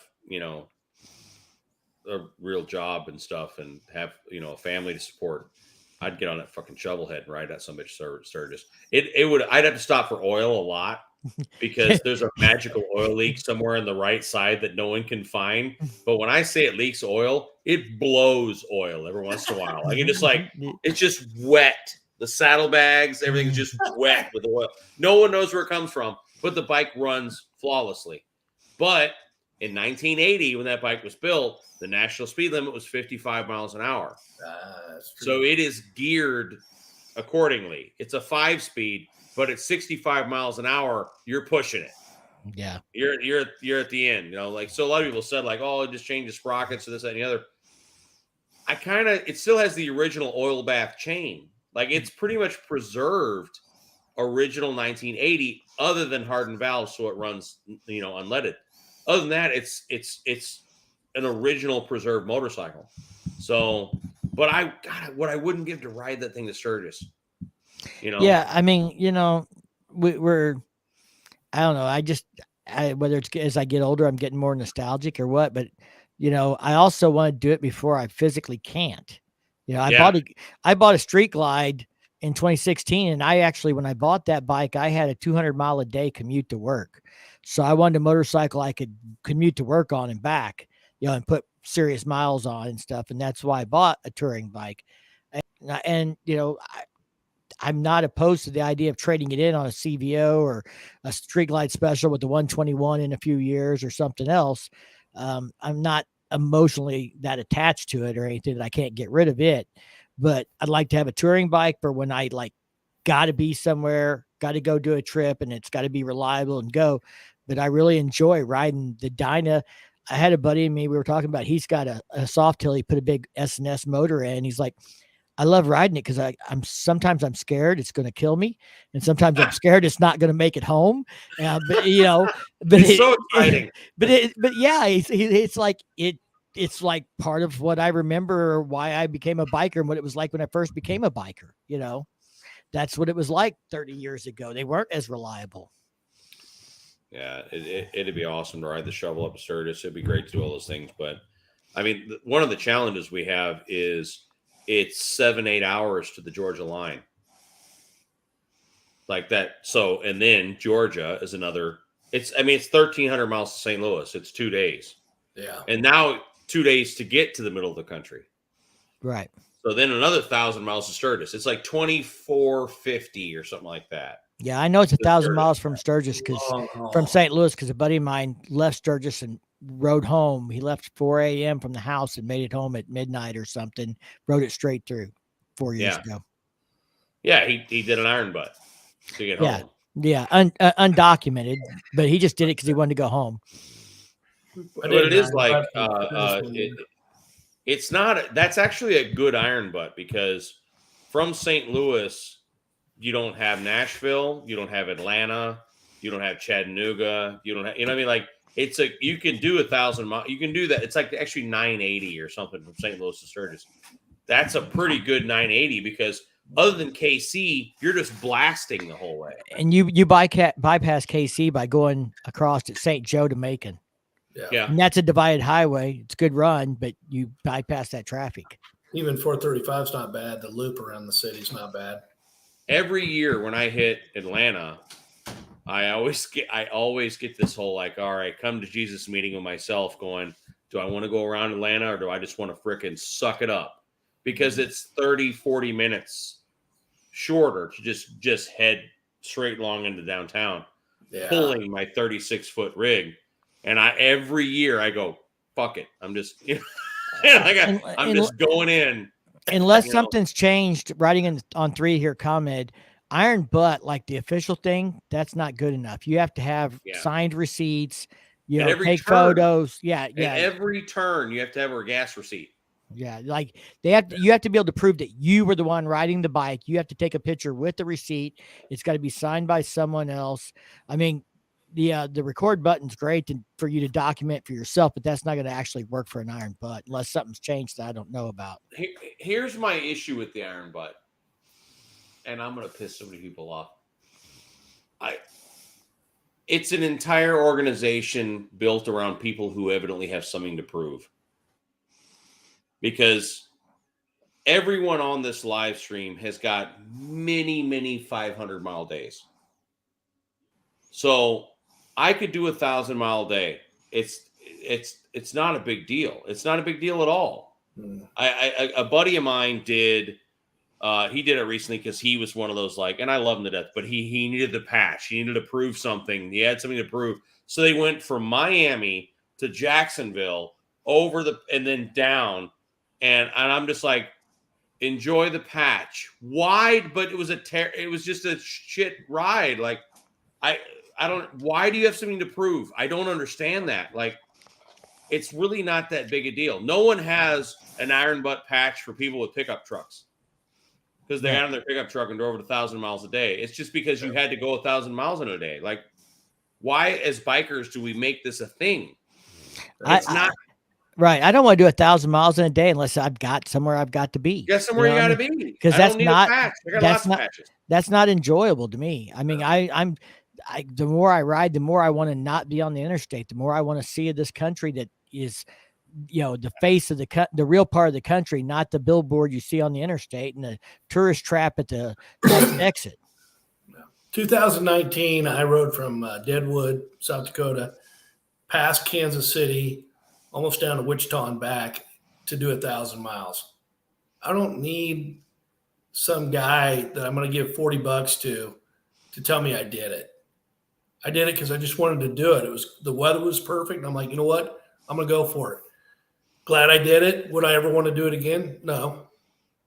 I can't tell you how many times the organization shall be named that we would have a thing we had to do in Orlando or Tampa or Jacksonville or whatever, and we would roll out at 3:30 in the morning, and we would roll up to Orlando or Tampa or wherever it was and do the thing we had to do. And then I would go to Disney World and stop at one of the value resorts and pick up one of their special Mickey Mouse pizzas. It's just a regular large pizza with pepperoni on it, but it comes in a box that has Mickey Mouse and Goofy and all the, the characters on it. And I would throw that in my tour pack, and then I would ride home, and then I would microwave it or throw it in the oven. And actually the missus is going with me multiple times on this, but we would sit as a family and have Mickey pizza at the end of the day. And that was like always special and fun. And that's probably 600 miles, right? Easily to do one of those days. But that was just part of life. Like it was just like a thing we did on a Saturday. And I don't know, man. I don't know how you can make a competitive sport out of something that is just getting, and I'm not talking about like Whit Meza, who went like, she visited Jesus and, like she went and did her thing where she went to 6,000 quick trips in 2 hours. I don't know, like she traveled the whole country. I'm just saying, like the Iron Butt thing, cool down, man. Doing 1,000 miles in a day is not, you're not Superman. It's not that big a deal. Let it go. Well, and to me, it's hey, that's a big deal. Right. But I mean, like doing the Iron Butt, it's like, okay, so what part of the country did you see? Well, I ran the interstate from here to here to here. So what was the most memorable part of it? Well, I stopped at this gas station and took a photo and got my receipt signed. That's not. They want a patch. They're chasing a patch. And I'm sorry, I think it's stupid. Adam Sandoval did a great video way back when with Scooter, where he was in Minnesota and he rode all the way back down to Texas and did an Iron Butt. And I mean, that's what he's like, dude, all I'm doing is going to gas stations. Yeah. I'm getting an energy drink and popping a Tylenol. And then I'm heading 85 miles an hour again back down a freeway. Yeah. There's so much more to this, lifestyle that you're missing out on, like you said. I think you're missing out on all of it. Yeah. I think you're missing the whole point. Like I have a lot of friends that are Hoka Hey, and that's testing yourself. That's a whole 1,000 miles a day for 10 days straight thing. That's endurance. That's crazy. I have buddies who talk about, oh, my ass was bleeding by the third day. And you're like, Jesus Christ. And how they all have stock exhausts because they'll be deaf. Yeah. They have to have stock exhausts. They all run stock Ultra seats because that's the best seat for that. Makes that sense. Or the Mustang Super Tour, but really they're kind of the thing, But it's really, and they have pouches on their tanks full of almonds because that's what you want to eat. Mm-hmm. If you don't it's just craziness. That impresses me. That impresses me. I don't care about 1,000 miles in a day. It's not. We could all do that. So we did the Cassaday bike run a couple weeks ago, and if you get a chance, you're anywhere near Wichita, you need to stop at Twisted Oz in Augusta. It's a motorcycle museum. We got there at 2:00. They close at 4:00. So we had 2 hours, and Kelly is one of the guys there. He has several bikes in there. He's ran the Cannonball multiple times. He did, the old school bikes. I mean, like he's got a bike in there, and they were telling me a story, like the seam ripped on the gas tank and he had gas leaking on his crotch all day. So like at the end of the day, they stop somewhere and he stuffs a garden hose down his pants and turns the water on to, and he sent a picture to somebody. They're like, what the hell are you doing? He's like, I've had, gasoline balls all day, and just going to fall off if I don't clean them off. But they have this amazing motorcycle museum. They've got 150 to 160 bikes. There's a Dick Clark bike. There's this, there's that. They had an Indian Dispatch. Now, Monkey, you're probably not going to be as big a fan as I was because they have a lot of Indians. No. I love 53 and earlier Indians. Yeah, they have original Indians. I love pre-53 Indians. They have. I love all. All right, vintage. I love all non-Polaris Indians. There you go. So all non-Polaris Indians. They have all these old Indians. They had old Indian or Excelsiors. He kickstarted a 1914 Excelsior on the first kick, and it started up. Wow. They've got one of 3 6-cylinder Indians that Indian never made a 6-cylinder. One of the guys there cut the 4 cylinders up and made it and gas welded the cases together and made his own crank and camshaft. And he's now made like 3 of them. And there's like 3 6-cylinder Indians in the world. And they've got one of them there. And he kickstarted it and started on the first Kickstarter. That's insane. Like all but 10 of the 150 or 60 bikes start and run. And they start them on a regular basis. Some of them he's done the Cannonball on in the last 5 years or whatever. Just amazing stuff. They've got a 1-of-1 bike that, like, I don't remember if it was in the 20s or 30s, but a guy built a prototype and he rode it all the way to Florida with his wife on the back, because you had to, like, back then prove that your bike would actually survive the trip or whatever, to try and get some manufacturer to pick up your design. So this guy built this bike, rode with his wife, to Florida, and nobody picked the bike up. So they've got the prototype, that never was put into production, stuff like that. They got a bike some guys dropped off at the shop one day and asked him to take because his wife was making him throw it away for scrap if he didn't get rid of it. And it's now worth like $80,000. Wow. I mean, it's just an amazing museum. They had an old, like, mint condition Honda Elsinore up on top of the thing. They've got a motor from one of the World Wars when they were in a crate that's never been taken out of the crate. They peeled like half the boards off the crate so you can see inside of it, but it's still in the crate that it was shipped in. God, what would that be worth today? Holy Jesus. It's Twisted Oz in Augusta, Kansas, and if anybody's listening and you get anywhere near Wichita, it is worth your time to spend 2 hours in there. If you were disappointed, then I owe you a bottle of whiskey, because you're a liar. Because I don't see how anybody that loves motorcycles could be disappointed in there. And they don't just like let you walk in. I mean, like, they try and take you on a tour and tell you about all this stuff. They had a horseless carriage, steam powered carriage they were working on when we were there getting it going. We were at Leesburg this year, and a viewer of the channel came to our campground there, Windy Acres, to meet us, and we're hanging out. And I'm like, so what are you here on? He's like, oh, I don't want to talk about it. I'm like, why? And he goes, I'll ride an Indian. I'm like, I don't hate people who ride Indians, dude. I had a bad one. And then it comes out, he had a Gilroy Scout. I was like, I want to see this. It's out in the parking lot. Like, had like a 110-inch S&S, and I'm on the ground climbing around this thing, getting under like, and then he says, like, yeah, man, I paid $3,500 for it. And I've been fixing all of its little things, because Gilroys were handmade motorcycles, and they had issues, and this bike's, 20 years old.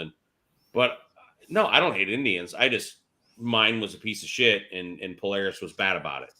Right. And the funny thing is, I have tried to mend that. I have actually said, prove me wrong, and they won't. or can't. If there's a list out there, I think I'm on it. I feel like there's a list somewhere. I did a video not too long ago, and somebody said comment or something, and they said something about Harley listening to my videos, and somebody else commented, yeah, like Harley Davidson's paying attention to this little channel. And I just No, commented, they really are. I said, you'd be surprised what Harley Davidson's paying attention to. They really, really are. I made a remark and got a phone call a couple hours later recently. And I was like, oh, wow. Well, at least you're listening. Yeah. I'm still pissed about this thing, but I think I know what you're talking about too. I won't bring it up. But you know, hey, at least you're listening. And that to their credit, they are, I think, for whatever reason, I get the impression that they are embracing social media content creators and stuff a lot more the last few years.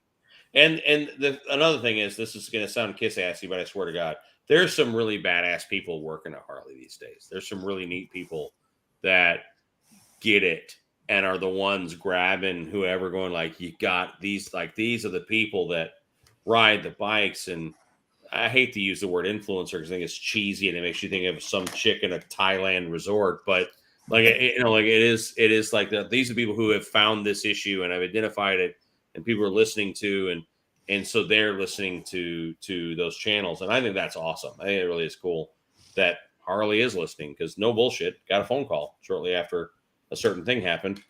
And I was like, oh, well, I'm still pissed, but you were listening. That's cool. That matters. And this individual, I love to death. So, Right.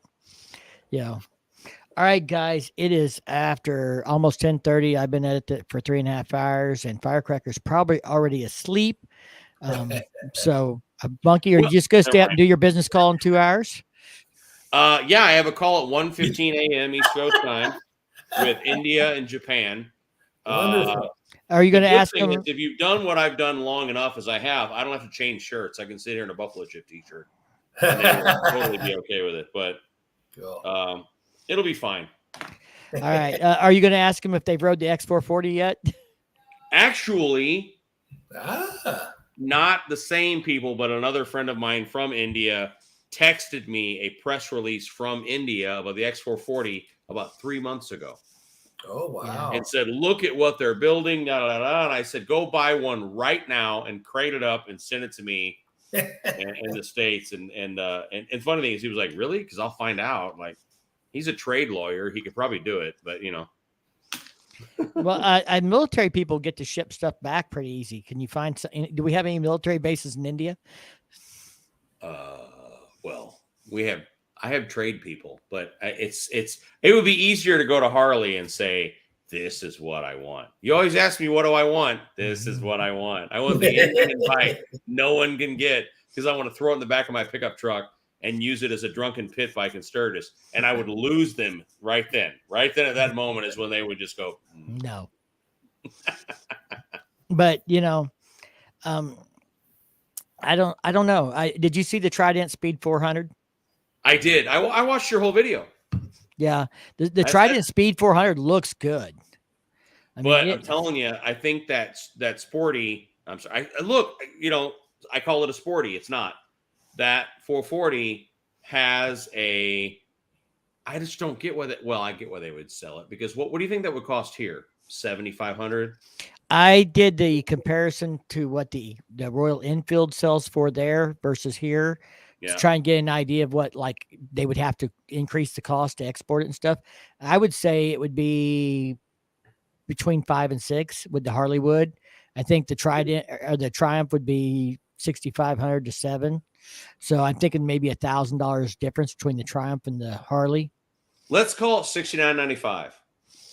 Would people not buy a $69.95 lightweight Harley 440 in the U.S.? Some people would. I think they would.